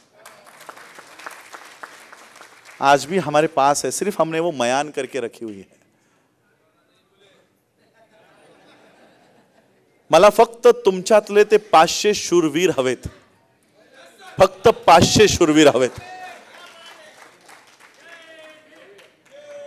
या देशात सरांनी सांगितलं, भाईंनी सांगितलं की 52 तुकडे आहेत आमचे आरपीआयचे। का आमच्यात तुकडे आहेत? का हे आमच्यात तुकडे विभागून यांनी तयार केलेत? आमचा इतिहास आम्हाला माहिती नाही आहे। आमचा इतिहास आरएसएसला माहित आहे। आमचा इतिहास ब्राह्मणांना माहित आहे। त्यांना माहिती आहे की हे जर एकत्र आले तर आमची पेशवाई हे नष्ट करतात, आणि म्हणून आम्हाला विभागून ठेवलेलं आहे, विभागून ठेवलं आहे। आणि म्हणून बाबासाहेब सांगून गेलेत, हे या बाबासाहेबांच्या सिम्बॉलवर आहे, to educate, to agitate and to organise. Educate झालो, एजिटेटही झालो, आता आमचं काम आहे ऑर्गनाइज होणं। फक्त 500 लोक ऑर्गनाइज व्हा, 500 लोक। मी तुम्हाला या देशाची राज्यकर्ती जमात बनवल्याशिवाय माझे डोळे बंद करणार नाही, डोळे बंद करणार नाही। आणि म्हणून मी आज या बहिष्कृत हितकारणीं सभेच्या शताब्दी महोत्सवामध्ये मी आज आपल्या सगळ्यांकडनं हीच आशा आणि अपेक्षा व्यक्त करतो की आज जे पॉलिटिकल रिप्रेझेंटेशन आमचं शून्य होत चाललेलं आहे, त्या ठिकाणी आम्हाला हे थांबवलं पाहिजे। आज ज्या आमच्या मतांची गळती होऊन ते डायरेक्टली या मनुवाद्यांच्या पक्षामध्ये चाललेत, ते थांबवण्यासाठी, तो बांध बांधण्यासाठी मी आज उभा राहतोय। आणि म्हणून आपण सगळ्यांनी एकत्रित या, आणि एकत्रित येऊन आपण बाबासाहेबांचा हा रथ, हा पॉलिटिकल असेल, रिलिजियस असेल, सामाजिक असेल, SSD Buddhist Society of India आणि RPI या तिन्ही संघटना मी माझ्या जीवनाचा एक नियम करून घेतलेला आहे। काय आज 2024 साली मला स्वतःच्या संघटना चालवणं, उभं करणं शक्य नाही आहे का? म्हणजे बाबासाहेबांची बुद्धिस्ट सोसायटी ऑफ इंडिया चालवताना अनेक लोकांनी आमच्यावर आरोप केली, अनेक लोकांनी आमच्यावर शिंतोडे उठवले। एवढंच काय तर मी आंबेडकर परिवारातला नाही एवढंही बोलण्याची मजाल आमच्या लोकांची गेली। का तर बुद्धिस्ट सोसायटी ऑफ इंडिया चालवू नये म्हणून। मला आजही त्यावेळेस ऑफर होती, कोणती पाहिजे ती संघटना चालव, ही संघटना नाही हातात घ्यायची। मी माझ्या जीवनाचा नियम करून घेतला की मी चालवीन तर बाबासाहेबांच्याच संस्था चालवीन, स्वतःच्याच संस्था चालवणार नाही। काल 19 जून होती, कालच्या 19 जूनलाच राजरत्नाचा अंत झाला होता. 19 जून 1926 ला. आणि मला काल असं वाटत होतं की या राजरत्नाचा अंत काल झाला, पण मी त्याचा अंत होऊ देणार नाही. मी बाबासाहेबांचा हा राजरत्न, जे बाबासाहेबांनी व्यक्त केलं की माझा राजरत्न माझे उर्वरित राहिलेलं कार्य पूर्ण करेल, ते कार्य पूर्ण बाबासाहेबांच्या संघटनांना वाढवून. आज तुम्ही मला बाबासाहेबांचा पणतू म्हणून ऐकायला इथे आला असाल, पण बाबासाहेबांची खरी लेकरं कोण आहेत?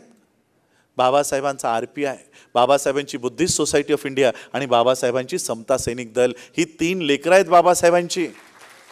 ही खरी मुलं आहेत बाबासाहेबांची. या मुलांना आपल्याला वाढवलं पाहिजे. एवढंच मी आजच्या प्रसंगी सांगेन. आणि आज आपण सगळे एवढ्या विपरीत परिस्थितीतही या ठिकाणी आलात, त्याबद्दल मी आपल्या सगळ्यांचे आभार व्यक्त करतो. आणि अक्षरशः विपरीत परिस्थितीत राजेंद्र पाल गौतमी या ठिकाणी आले. काल मायक्रोसॉफ्टचं सर्व्हर मला वाटतं क्रॅश झालं आहे, त्यामुळे संपूर्ण विमान उड्डाणं डिले होत आहेत, कॅन्सल होत आहेत. मला वाटतं सकाळपासून 2-3 फ्लाईट रद्द झाल्या, तरी देखील त्यांनी वेगवेगळ्या फ्लाईटचे तिकीट्स करत इथपर्यंत पोहोचले. मी त्यांचे आभार व्यक्त करतो. संभाजी राजेंचे आभार व्यक्त करतो. BP निगमजीचा आभार व्यक्त करतो. नायडूजी या ठिकाणी बसलेले आहेत. धारावीमध्ये मादिगा समाज, मी आंध्रामध्ये जात असतो, तेलंगणामध्ये जात असतो, ज्यांच्यावर अन्याय झाला, अत्याचार झाला आणि क्रूरपणे ज्यांच्या हत्या झाल्या आणि त्यांच्यानंतर SC/ST ॲट्रॉसिटी ॲक्टला निर्माण झाला, अशा मादिगा समाजातनं सुंदर नायडूजी या ठिकाणी येतात. त्यांनी सांगितलं बाबासाहेबांच्या सभेला जर 100 वर्ष पूर्ण होत असतील तर मीही त्या ठिकाणी उपस्थित राहीन. आणि धारावीत नाही, मला वाटतं 100 बाईक घेऊन ते या कार्यक्रमाला या ठिकाणी उपस्थित राहिले. जगदीश भाई या ठिकाणी आहेत. शरद भाऊ या माझ्या, म्हणजे मी काही नव्हतो त्यावेळेसपासून ते माझ्या पाठीशी खंबीरपणं, माझ्या मोठ्या भावासारखं मला सपोर्ट करतात. बुद्धिस्ट सोसायटी ऑफ इंडियाला ट्रस्टी म्हणूनही, ट्रेजरर म्हणूनही काम करतायत, असे माझे शरद भाऊ आहेत. जॅक्सनजींनी या कार्यक्रमाला अत्यंत सुंदर पद्धतीने की Babasaheb Ambedkar PhD, D.Litt, LLD अशा व्यक्तीच्या संघटनेला 100 वर्ष पूर्ण होत आहेत, तर त्या कार्यक्रमाची सुरुवात कशी असली पाहिजे ती जॅक्सन सरांच्या या वक्तव्यातूनच दिसली. अशा पद्धतीने जॅक्सन सरांनी या कार्यक्रमाला महत्त्व प्राप्त करून दिलं. म्हणते राजरत्न वर्धेहून या ठिकाणी येऊन त्यांनी उल्हासनगर, चारकोप या ठिकाणी फील्ड वर्क करून लोकांना ही माहिती पोहोचवली. त्यांच्याबद्दल मी त्यांचेही आभार व्यक्त करतो.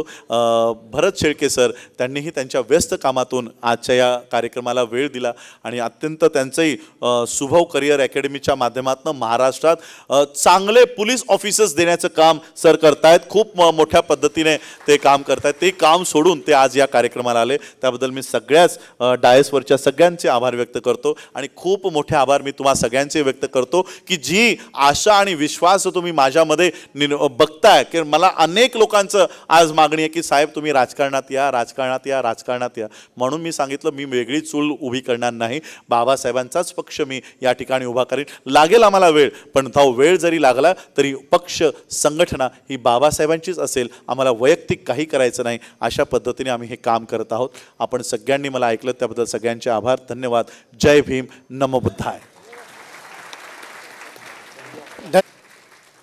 बघा, मला वाटतं आपण भाई कधी पत्रकार परिषद घेतली? 2 दिवसापूर्वी. 2 दिवसापूर्वी आपण पत्रकार परिषद घेतली. मला कोणत्याच पेपरला बातमी दिसली नाही.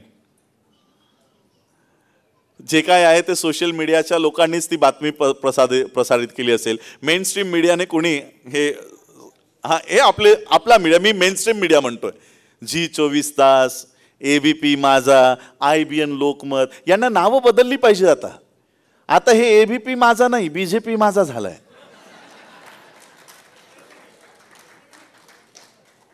आजही ते आम्हाला खरं प्रतिनिधित्व मीडियाच्या माध्यमातून मिळत नाहीये. आज जर आम्ही स्टँड नाही घेतला, आज जर आम्ही उभे नाही राहिलो, तर पुन्हा सावरकरवादी, पुन्हा गांधीवादी आमच्या लोकांमध्ये सोडले जातील आणि सांगितलं जाईल की हाच तुमचा खरा प्रतिनिधी आहे. ही वेळ आमच्या डोळ्यासमोर येऊन ठेपलेली आहे. आमच्या लोकांसमोर आज वरून नेते थोपवले जात आहेत. मीडिया, विचार करा, जो मीडिया आम्हाला कधीही, आणि का दाखवेल हो मीडिया? पैसे त्यांनी लावले, संपूर्ण मीडिया त्यांनी उभा केला, मग ते बाबासाहेबांचे विचार प्रसारित करणाऱ्या माणसाला का दाखवतील? ते कुणाला दाखवतील? 24 तास कुणाला दाखवतील? जो अंतर्गत त्याचं काम करतोय त्याला ते 24 तास दाखवतील. पण जो बाबासाहेबांचं काम करतोय तो त्याला कधीही दाखवणार नाही, कधी दाखवणार नाही.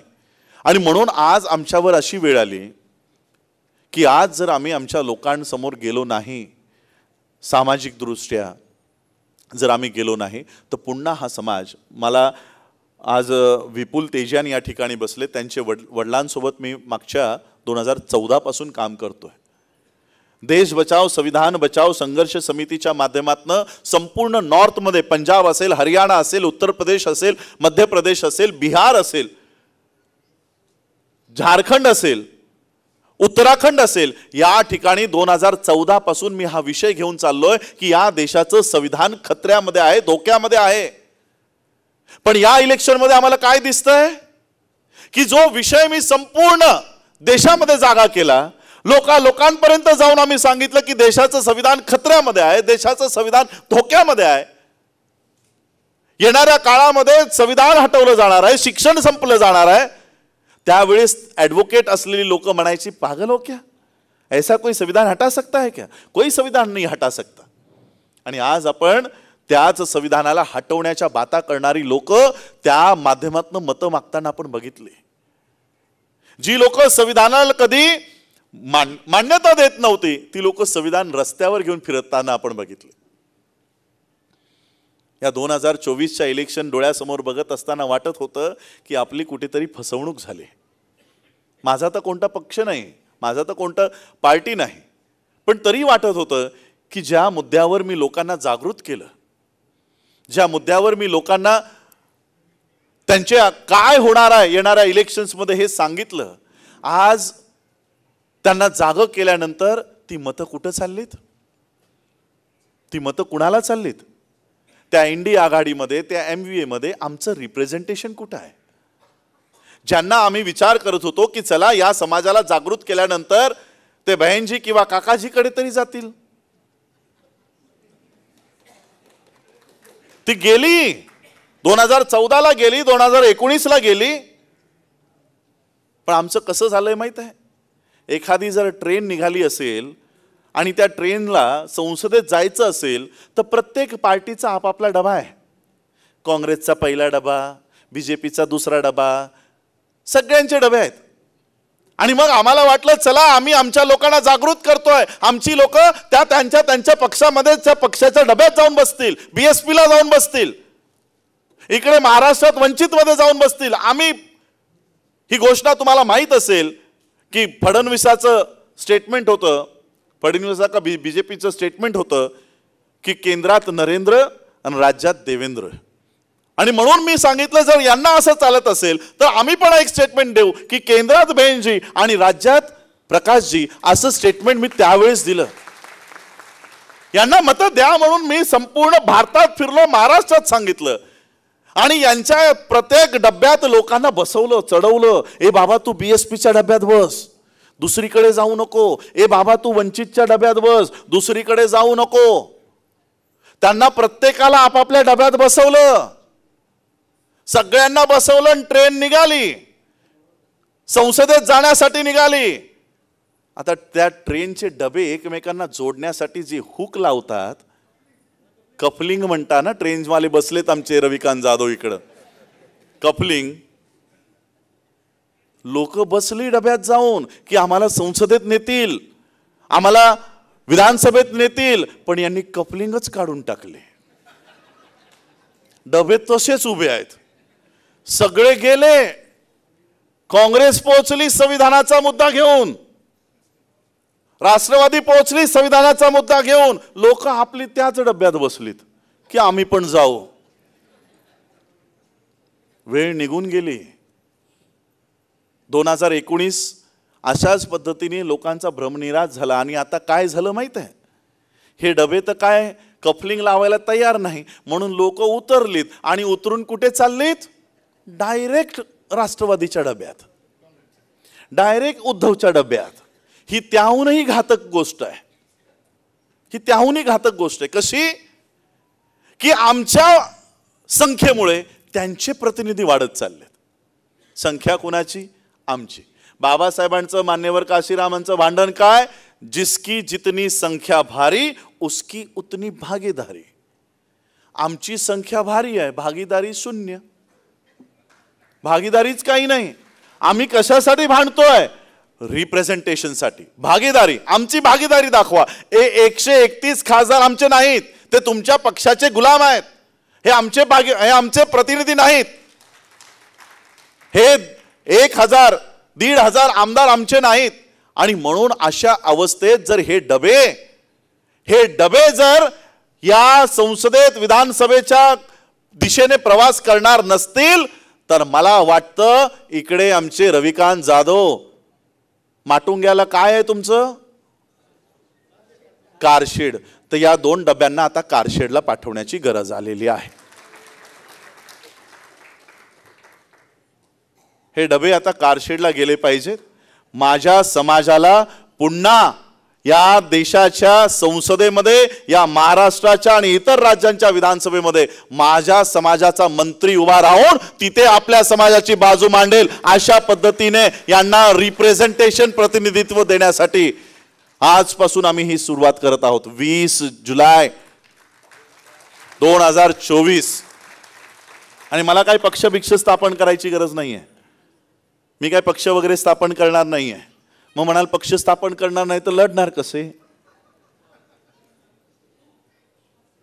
30 सप्टेंबर 1956 बाबासाहेब आंबेडकरांनी RPI ऑलरेडी स्थापन करून ठेवलेला आहे. गवई म्हणेल अरे हे तर माझा पक्ष आहे, तू कसा काय चालवशील? मी गवईंना सांगू इच्छितो, रिपब्लिकन पार्टी ऑफ इंडिया तुझ्या बापाचा नाही, माझ्या बापाचा पक्ष आहे. हिम्मत असेल तर या पक्षाचं नाव, या पक्षाचा झेंडा, या पक्षाचं धोरण मला राबवण्यापासून फक्त थांबवून दाखव, एवढं मी आज ओपन चॅलेंज मी या सगळ्या रिपब्लिकन नेत्यांना देतोय. हे नाव माझ्या बापाच्या पक्षाचं आहे, तुमच्या बापाच्या पक्षाचं नाही. मला दुसरं हे ठिगळं लावलेली झेंडी हातात घ्यायची नाहीत. बाबासाहेबांनी निळा झेंडा दिलाय, त्या निळ्या झेंड्याचे याने सांगितले की खासदार होते. त्याच निळ्या झेंड्याच्या पक्षाच्या लोकांनी बाबासाहेब आंबेडकरांचा संसदेबाहेरील बाबासाहेबांचा पुतळा उभा केला. कोणी केला? त्याच RPIच्या लोकांनी. आणि म्हणून आम्हाला पुन्हा ही चळवळ कधी? 30 सप्टेंबर. मी 30 सप्टेंबरलाही तुम्हा सगळ्यांना बोलवणार आहे.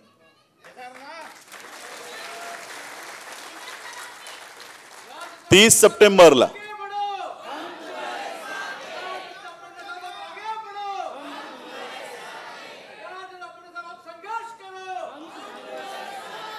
वीस जुलै 1924 बघा बाबासाहेबांचा प्रवास. 20 जुलै 1924 ला बाबासाहेब आंबेडकरांच्या जीवनातला संघटनात्मक प्रवास सुरू झाला. पहिली संघटना. आणि मग बाबासाहेबांनी अनेक संघटना त्यांच्या आयुष्यात काढल्या. अनेक संघटना. बहिष्कृत हितकाणी सभेनंतर समता सैनिक दल, समता सैनिक दल नंतर depressed classes mission, depressed classes mission नंतर Indian Labour Party, Indian Labour Party नंतर scheduled caste federation, scheduled caste federation नंतर बुद्धिस्ट सोसायटी ऑफ इंडिया. आणि एक पक्ष बाबासाहेब आंबेडकरांचा, एक संस्था जी बाबासाहेब आंबेडकरांनी त्यांच्या म्हणजे बाबासाहेबांचा जीवन प्रवास बघा कसा सुरू झाला. बहिष्कृत नाव दिलं. बहिष्कृत नावापासून बाबासाहेबांचा संघटनात्मक प्रवास सुरू झाला. आणि शेवटची संस्था जी बाबासाहेब आंबेडकरांनी स्वतःच्या हयातीत जाहीर केली ती म्हणजे रिपब्लिकन पार्टी ऑफ इंडिया.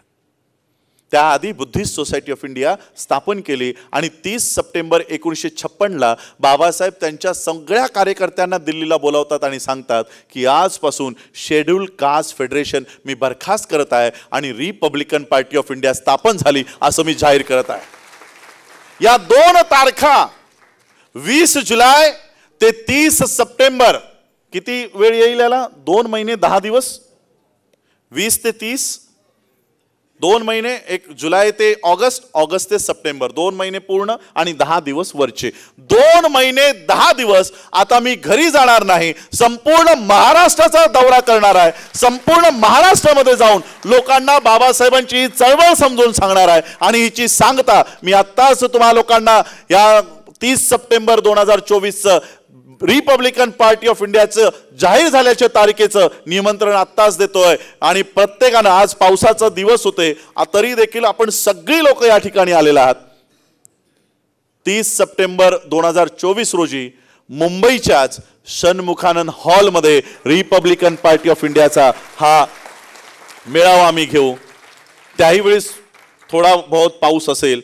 ही 20 ते 30 तारखेपर्यंतचा प्रवास हा केवळ 2 महिने 10 दिवसाचा प्रवास होणार नाही, तर आमच्या येणाऱ्या पिढ्यांच्या हा हजारो वर्षांचा प्रवास तय करणारा हा 2 महिने 10 दिवसाचा प्रवासच ठरणार आहे.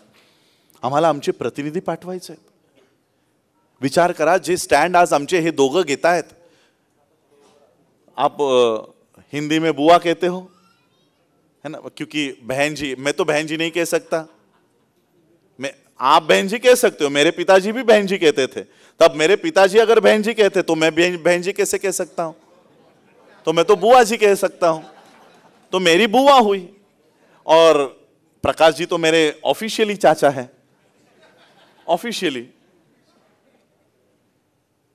आता या बुआ आणि काका यांची भूमिका पूरे भारत को पता है. ना वो इंडी में गई, ना ये MBA में गए है, हे सगळ्यांना माहित आहे.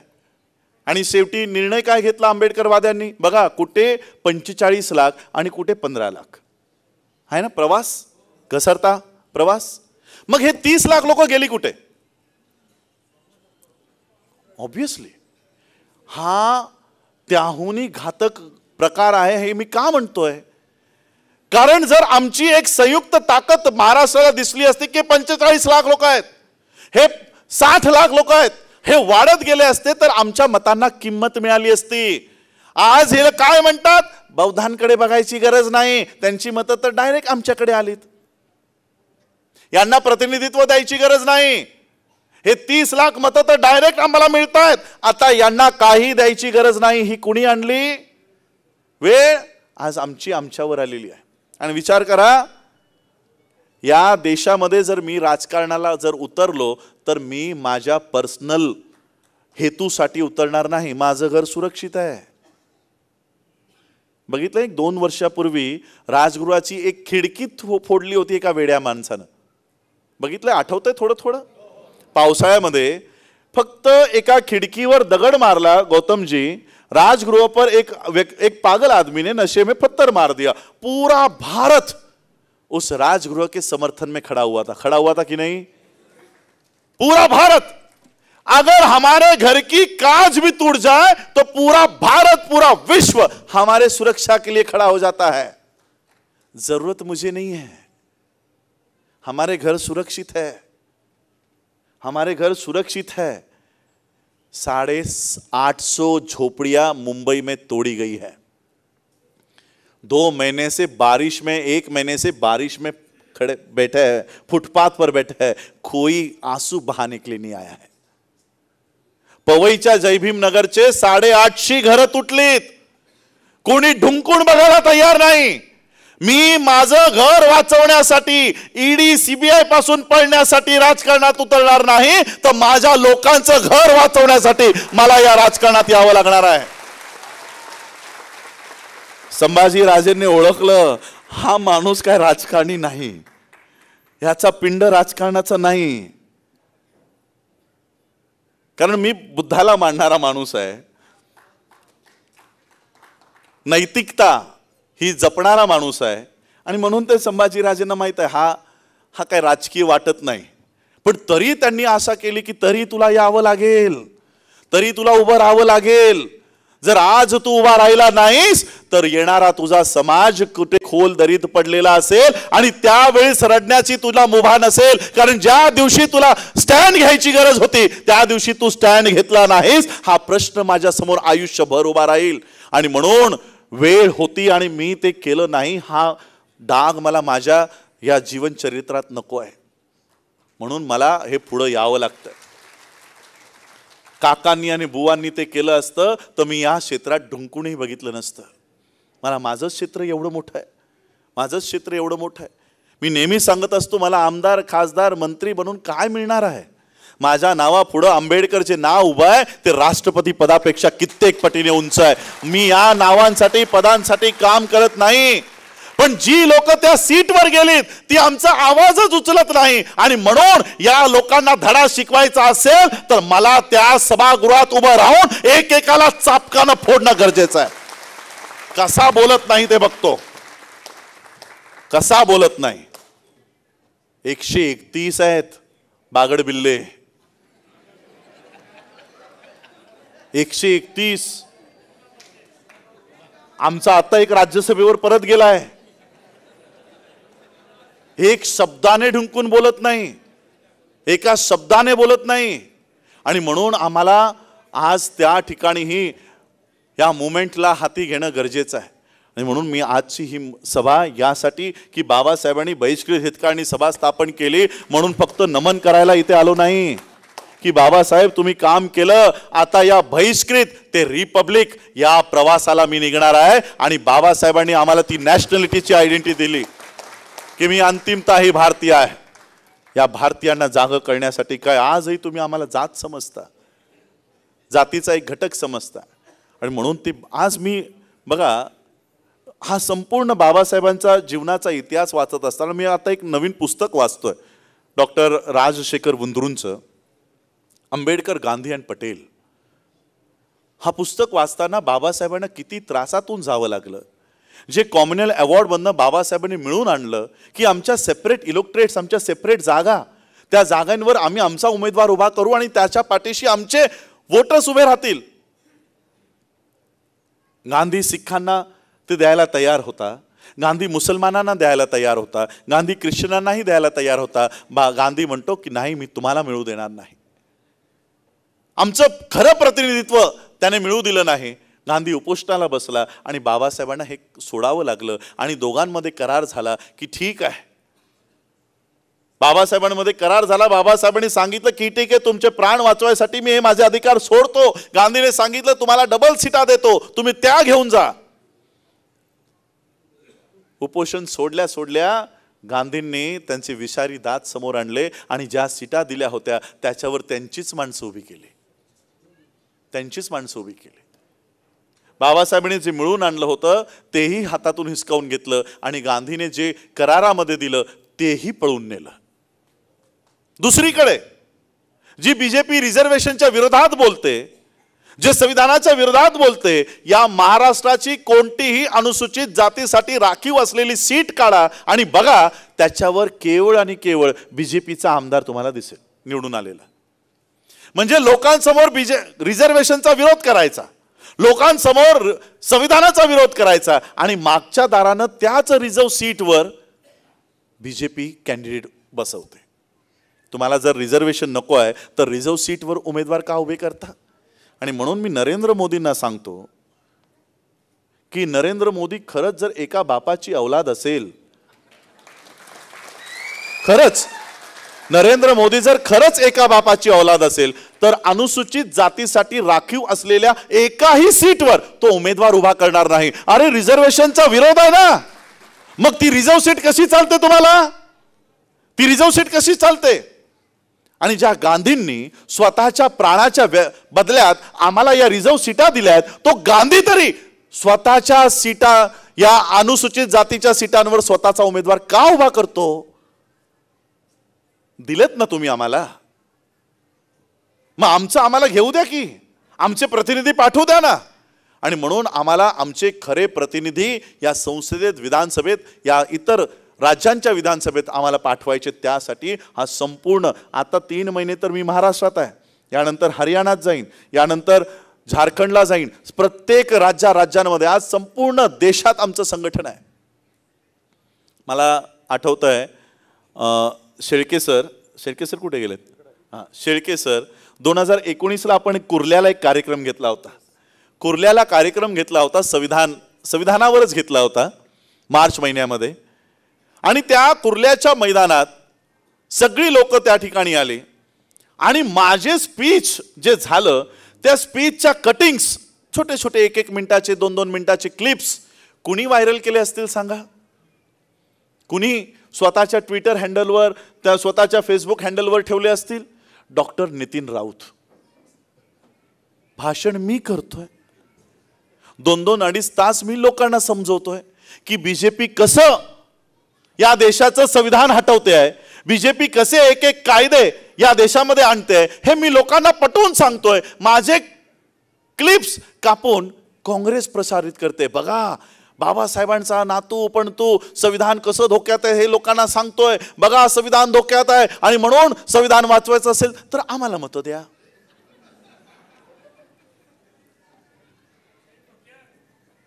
एक म्हण आहे मराठीमध्ये, आंधळं दळतंय आणि कुत्रं पीठ खातंय. आमचं तसंच झालंय. राजेंद्र पाल गौतम असतील, BP निगम असतील, विपुल असेल, शरद असतील, अनिल कुमार जवादे या ठिकाणी बसलेत, शेळके सर बसलेत, मी इथं आहे. 10-10 वर्ष सामाजिकरित्या लोकांना जागृत करतोय. संविधान धोक्यात आहे, संविधान धोक्यात आहे, संविधान धोक्यात आहे. पीठ येतंय बाहेर, खातंय कोण?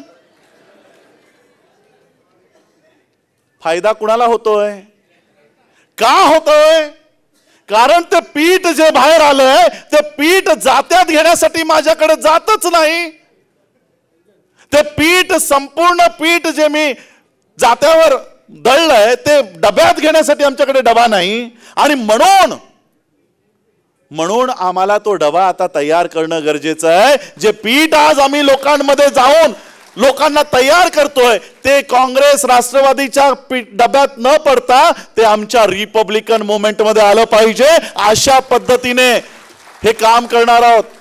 जरी 2 महिने 10 दिवसाचा कालखंड घेऊन चाललो असलो तरी माझं काम 2 महिने 10 दिवस नाही, 10 वर्षापूर्वीपासून सुरू आहे. माझ्याकडे प्लॅटफॉर्म नाही. तुमचा पैसा ठेवण्यासाठी डॉक्टर BR आंबेडकर बँकेचा प्लॅटफॉर्म उभा केला, तुमचा धम्म वाढवण्यासाठी बुद्धिस्ट सोसायटी ऑफ इंडियाचा प्लॅटफॉर्म उभा केला. आमचं राजकारणच या देशात नाही आणि म्हणून ते राजकारण उभं करण्यासाठी तोही प्लॅटफॉर्म मी तुमच्या हाती देईन. अशा पद्धतीने हा प्रवास 20 जुलै ते 30 सप्टेंबर पर्यंतचा प्रवास असेल.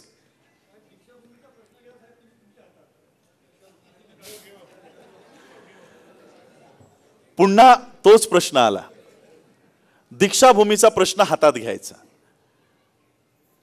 रस्त्यावर उतरायचं, आंदोलन करायची, तोडफोड करायची. 2018 साली हेच केलं ना आपण. भीमा कोरेगाव,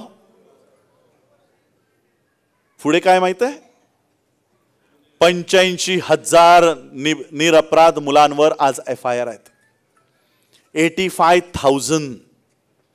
85,000 या इलेक्शन्स मध्ये या दोन्ही गटाकडनं ज्याच्याकडनंही आम्हाला मागणी आली की तुम्ही आमच्या सोबत या, माझी पहिली अट असणार आहे, तुमच्या सोबत यायला तयार आहे. 85,000 लोकांचे FIR आधी रद्द करा.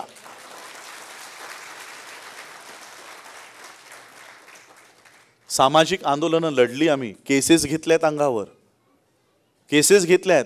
ज्यांनी आव्हान केलं ते रस्त्यावरही आले नाहीत. ते बंगल्यात बसून टीव्हीवर आमचा तमाशा बघत होते. आणि म्हणून आज आम्हाला बाबासाहेब आंबेडकरांनी ज्या पद्धतीने हे आंदोलन उभं केलं त्या पद्धतीने हे आंदोलन उभं करणं गरजेचं आहे. संविधान वाचवणारी भाषा करणारी लोक कुठं आहेत?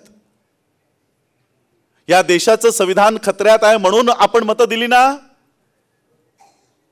मग संविधान या संसदेची स्थापना झाल्यानंतर याच देशामध्ये IPC ऍक्ट बदलला गेला, माहिती आहे का? मागच्या आठवड्यात एक तरी व्यक्तीने संसदेतनं विरोध केलाय का? मग हे नक्की राहुल गांधी कोणत्या देशाचं संविधान बनत होते की देशाचं संविधान खतऱ्यात आहे? जर IPC ऍक्ट तुमच्या डोळ्यासमोर बदलला जातोय मग तुम्ही आतमध्ये उभं राहून साधा एक शब्दाने त्याचा विरोध करत नाही की IPC ऍक्ट तुम्ही का बदलता? ते जाऊ द्या. महाराष्ट्रामध्ये Maharashtra public safety bill pass हुआ है sir, Maharashtra public safety act pass हुआ है. जर तुम्ही एखाद्या कार्यक्रमात गेलात तर तुमच्यावर FIR नोंदवण्यात येईल असे कायदे झालेले आहेत. एखाद्या म्हणजे मी जे सांगत होतो 2014 साली की आज जे आम्हाला लोकांमध्ये जाऊन सभा घेण्याची परवानगी आहे, उद्या जाऊन तीही परवानगी आमच्या हातून जाईल, ते आज कायद्यानं सुरू झालं महाराष्ट्रात. येणारी लोक जर या संघटनेची नाहीत तर त्यांना त्यांच्यावर FIR नोंदवला जाईल असा ऍक्ट महाराष्ट्रात उभा झालेला आहे. 3 महिने जामीन नाही. हा कायदा आलाय. आमचा एकही प्रतिनिधी महाराष्ट्राच्या या विधानसभेमध्ये उभा राहून या कायद्याचा एकानेही विरोध केला नाही, एकानेही नाही. आणि म्हणून आम्हाला आता तिथं केवळ मी जाणं नाही, माझ्यासारखे बोलणारे अनेक लोक तिथे उपस्थित असणं गरजेचं आहे. अनेक लोक तिथे उपस्थित असणं गरजेचं आहे. आणि म्हणून मी येणाऱ्या काळामध्ये या विधानसभा डोळ्यासमोर ठेवून माझ्या आईने मला एक लहानपणापासून शिकवण दिली, टाकाला जाऊन गाडगं लपवायचं नाही. राजकारण करायला उतरलो तर 100% राजकारण करायला उतरेन. याच्याशी बोलणं करायचं आणि आतून याला मदत करायची असलं राजकारण आम्हाला घरच्यांनी शिकवलं नाही. बाबासाहेब आंबेडकरांचं केवळ आंबेडकर नावच माझ्या सोबत नाही आहे, तर बाबासाहेबांचा DNA माझ्यामध्ये आहे. आणि बाबासाहेबांचा नाही, ते बुक आहे, त्या बुकमध्ये बाबासाहेबांची वंशावळ आहे. रामजींचा फोटो पहिल्या क्रमांकावर आहे आणि आनंदरावांचा बाबासाहेबांचा फोटो त्याच्यामध्ये आहे. त्या रामजींचा DNA घेऊन चाललेलो आहे. आज विचार करा, 1817 मध्ये 1 जानेवारी 1818 आपण साजरी करतो, पण 1817 मध्ये ह्या लढाईची जेव्हा सुरुवात होणार होती त्यावेळेस या 500 नाग लोकांनी जर ही भूमिका घेतली असती की नाही आम्ही याच्याकडेही जाणार नाही आणि आम्ही याच्याकडेही जाणार नाही, तर पेशवाई नष्ट झाली असती का हो? तुम्हाला माहिती आहे, सगळ्यात आधी हे 500 शूरवीर कुणाकडे गेले? पेशव्याकडे गेले. पेशव्याकडे गेले. ये 500 नाग लोग पेशवाओं के पास गए और पेशवाओं को कहा कि तुम हमारे भाई हो, तुम हमारे देश के हो, ये तो बाहर से आए हुए लोग हैं, ये ब्रिटिश बाहर से आए हुए हैं, हम उनके पक्ष से खड़े नहीं होना चाहते, उनके साथ नहीं खड़ा होना चाहते, हम आपके खिलाफ लड़ाई नहीं लड़ना चाहते, तुमच्या विरोधात आम्हाला लढाई नाही लढायची, तुम्ही आमचे भाऊ आहात, आमची एकच मागणी आहे, आम्हाला आमचे अधिकार द्या, आम्हाला मानव अधिकार द्या. काय उत्तर दिलं माहितीये पेशव्यांनी? सुईच्या टोकावर बसतील एवढेही अधिकार तुम्हाला मिळणार नाहीत, एवढेही अधिकार मिळणार नाहीत. आणि मग तेच 500 शूरवीर, तेच 500 नाग लोक ब्रिटिशरांच्या बाजूने लढले आणि ब्रिटिशरांच्या बाजूने लढलेच नाही तर 28,000 पेशव्यांना उभं आडवं चिरून त्यांनी पेशवाई नष्ट केली. पेशवाई नष्ट केली. पेशवाई गेली. फडणवीस आहे, त्यावेळेस पेशवाई बोलायचे, आता भाजपाही नाही होय. आता विचार करा, जर या भाजपाला संपवायचं असेल तर आम्हाला ब्रिटिशरांनी स्थापन केलेल्या काँग्रेसचं स्थापक कोण आहे? Annie Besant, British. तर आम्हाला तिच्या बाजूने उभं राहणं गरजेचं होतं का? तर भाजपाला संपवायचंय. आम्ही काय तटस्थ राहिलो. विचार करा, आमच्या 500 शूरवीरांनी तटस्थ राहिले असते तर पेशवाई संपली असती का? नाही. आणि म्हणून आम्हाला आमचा दुश्मन संपवायचा असेल तर दुश्मन के साथ दोस्ती करनी होगी.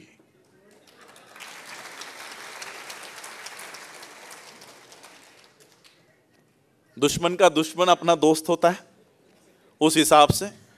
आणि म्हणून आम्हाला येणाऱ्या कालखंडामध्ये केवळ महाराष्ट्रातच नाही, मला महाराष्ट्राच्या राजकारणात इंटरेस्टही नाही, मला भारताच्याही राजकारणात इंटरेस्ट नाही, पण त्या ठिकाणी आमची खरे प्रतिनिधी नाहीत. आणि म्हणून मला तिथे उभं राहणं आज गरजेचं आहे आणि म्हणून मी ही भूमिका घेतो आहे. 20 जुलै ते 30 सप्टेंबर, 30 सप्टेंबरला मी माझी भूमिका जाहीर करीन, राजकीय भूमिका जाहीर करीन. आणि तोपर्यंत मला तुम्हा सगळ्यांचा साथ हवा आहे, मला तुम्हा सगळ्यांचं. कारण आज सगळे ज्या या ठिकाणी कार्यकर्ते आलेले आहेत हे याच आशेवर आलेले आहेत की आम्हाला आमचं प्रतिनिधित्व शून्य होताना दिसतंय आणि तुम्ही मात्र धम्माचं. मला अक्षरशः यावेळेस इतकं ट्रोल करण्यात आलं की मी विचार केला होता की मी 2024 पर्यंत रिझल्ट लागेपर्यंत एकही शब्द बोलणार नाही राजकारणासाठी, कुणाच्या फेवरमध्येही नाही, कुणाच्या विरोधातही नाही.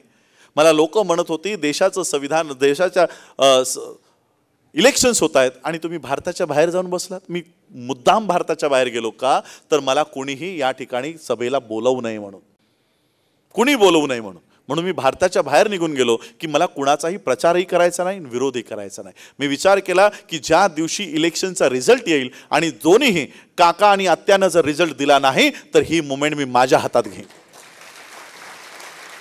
ही मुवमेंट मी माझ्या हातात घेईन.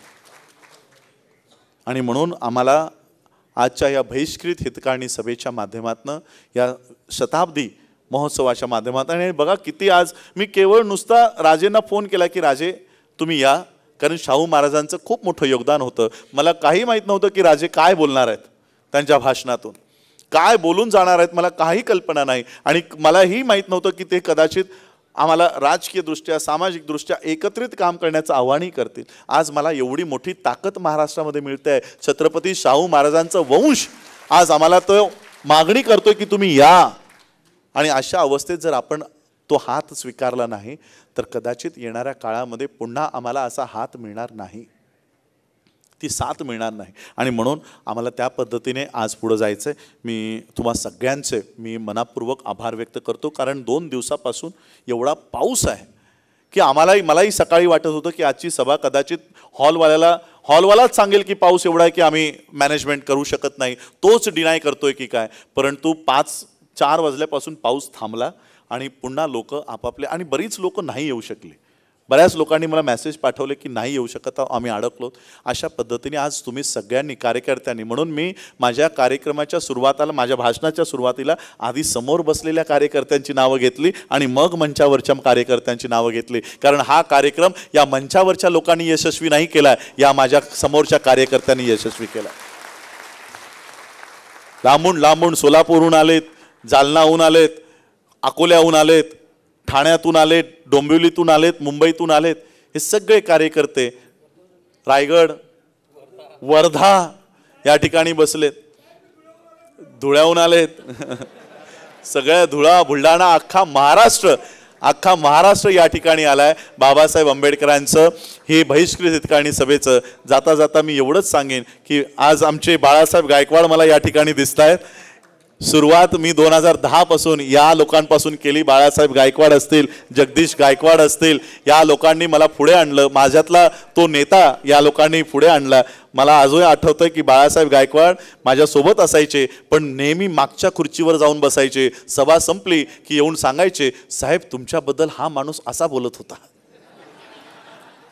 साहेब तुमचं भाषण लोकांना असं आवडलं. आणि अशा पद्धतीने एक सगळीच सिंधुदुर्ग,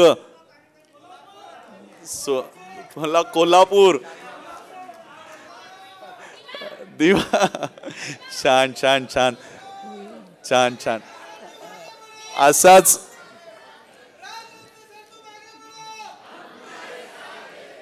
या येणाऱ्या महाराष्ट्राच्या विधानसभेच्या निवडणुकीमध्ये कोणी कोल्हापूरहून आलंय, कोणी सांगलीहून आलंय, कोणी सोलापूरहून आलंय. मी या ठिकाणचं तर नाही, पण विभाग वाईज विदर्भ, पश्चिम महाराष्ट्र, तुमचा मराठवाडा, तुमचा कोकण, हे जितकेही विभाग आहेत महाराष्ट्रामध्ये, त्या प्रत्येक विभागातनं तुमचा एक आमदार तयार होईल. अशा पद्धतीने मी तुम्हाला आज वचन देतो की प्रत्येक विभागातला एक तुमचा प्रतिनिधी तुम्हाला त्या विभागात असेल. अशा पद्धतीचं आज आम्ही कामाला सुरुवात करत आहोत. आणि बाबासाहेबांच्या या 100 वर्षाचं फलित मी नेहमीच सांगत असतो. सर या ठिकाणी बसलेले आहेत, हिंदीमध्ये सांगतो. बाबासाहेबांच्या या संपूर्ण 100 वर्षाचं फलित काय आहे बघा. एकीकडे गांधींचं चळवळ. गांधी पण बॅरिस्टर माणूस होता. साऊथ आफ्रिकेमध्ये वकिली करायचा, सूट बूट टायकोटामध्ये राहायचा. बाबासाहेबही बॅरिस्टर. दोघंही परदेशातून भारतात आले. पण गांधी ज्यावेळेस भारतात आले त्यावेळेस त्यांचे जे गुरु होते त्या गुरूंना मी हे आंबेडकर, गांधी आणि पटेलमध्ये वाचलं की गांधी भारतात आल्यानंतर मग त्यांनी त्यांच्या गुरुला जाऊन सांगितलं की मला भारतामध्ये ही चळवळ उभी करायची, मुवमेंट उभी करायची, मी काय केलं पाहिजे. त्या गुरुने सांगितलं एक काम करा की आधी संपूर्ण भारताचा दौरा करा, पूर्ण भारताचा दौरा करा, पुरे भारत का भ्रमण कीजिए, फिर मैं, आप मेरे पास आइए। गांधी जो सूट बूट टाई कोट में रहा करते थे वो पूरे भारत में गए, भारत का दौरा किया। भारत में जाने के बाद उन्होंने देखा अरे यहाँ के लोग तो भूखे नंगे हैं, ये तो भूखे नंगे लोगों का देश है, बदन पर कपड़े नहीं है, खाने को रोटी नहीं है। ये सारी जानकारी लेकर वो अपने गुरु के पास गए, बोले ये यहाँ तो लोग भूखे नंगे हैं। तो गुरु ने कहा अगर इनका नेता बनना चाहते हो, इनका लीडर बनना चाहते हो, तो ये सूट बूट टाई कोट उतार दो। अगर लोग नंगे हैं तो खुद भी नंगे हो जाओ, खुद भी नंगे हो जाओ। सूट बूट टाई कोट पहनने वाला गांधी, उसने सूट निकाला, पैंट निकाली, शर्ट निकाला, टाई निकाली और धोती पहनना शुरू किया। और फिर वो भारत के लोगों के सामने गया। लोगों को लगा हम भी नंगे, ये भी नंगा, हमारा मसीहा आ गया। देखते देखते गांधी नेता से महात्मा बन गए। बाबा साहब भी परदेश से भारत में आए, बाबा साहब ने भी भारत का दौरा किया और बाबा साहब को भी वही दिखाई दिया जो गांधी को दिखाई दिया। सही में लोग भूखे हैं, सही में लोगों के बदन पर कपड़ा नहीं है, सही में लोग नंगे हैं। बाबा साहब के घर की परिस्थिति नहीं थी, हालात नहीं थे। सिर्फ 2 रोटियां बनती थी हमारे घर में, 2 रोटियां। एक रोटी में यशवंत और मुकुंद खाता था और एक रोटी में लक्ष्मीबाई और रमाबाई खाते थे। कभी कभी वो एक रोटी भी वो बच्चों को दे देती थी, कभी कभी भूखे पेट सो जाती थी पानी पीकर। ऐसे हालात में जब घर में पैसे नहीं है, तब बाबा साहब ने सूट पहनना शुरू किया, सूट पहनना शुरू किया। सूट पहनकर, टाई कोट पहनकर वो लोगों के बीच गए। किन लोगों के बीच? जिनके पेट में खाना नहीं है, जिनके बदन पर कपड़े नहीं हैं, ऐसे लोगों के बीच बाबा साहब सूट बूट टाई कोट में चले गए। मुझे आज मैं सभी को चैलेंज करता हूं, मुझे बाबा साहब की कोई भी एक फोटो बताओ जिसमें बाबा साहब की शर्ट फटी हुई है, कोट फटा हुआ है। कभी बाबा साहब ऐसे नहीं रहे। समाज के सामने जब गए तो सूट बूट टाई कोट में गए। और इसलिए मैं आज बाबा साहब के 100 साल के शताब्दी महोत्सव में बाबा साहब की मूवमेंट एक लाइन में बताना चाहता हूं कि नंगे को देखकर नंगा हो जाना यह गांधीवाद है। नंगे को देखकर नंगा हो जाना यह गांधीवाद है, लेकिन नंगे को देखकर उसको सूट बूट टाई कोट में लाना यह अंबेडकरवाद है। और इसी अंबेडकरवाद पर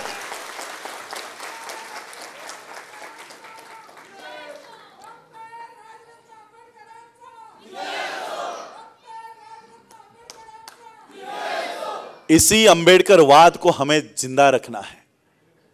उनको संविधान नहीं हटाना है।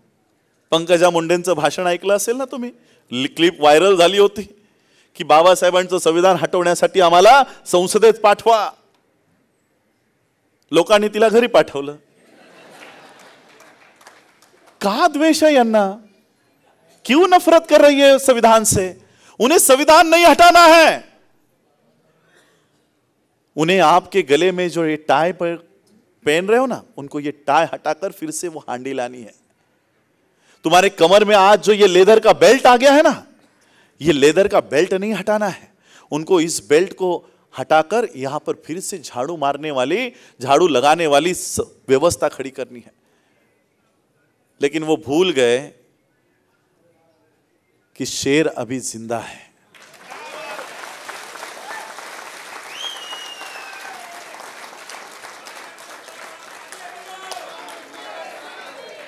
मैं हमेशा बीजेपी आरएसएस को याद दिलाना चाहूंगा कि हम जिस धम्म के मार्ग पर चले हैं, जिस सम्राट अशोक ने यह धम्म का मार्ग स्वीकारा है, शांति का पद स्वीकारा है, भूलो मत कि जिस सम्राट अशोका की जो तलवार है वो आज भी हमारे पास है,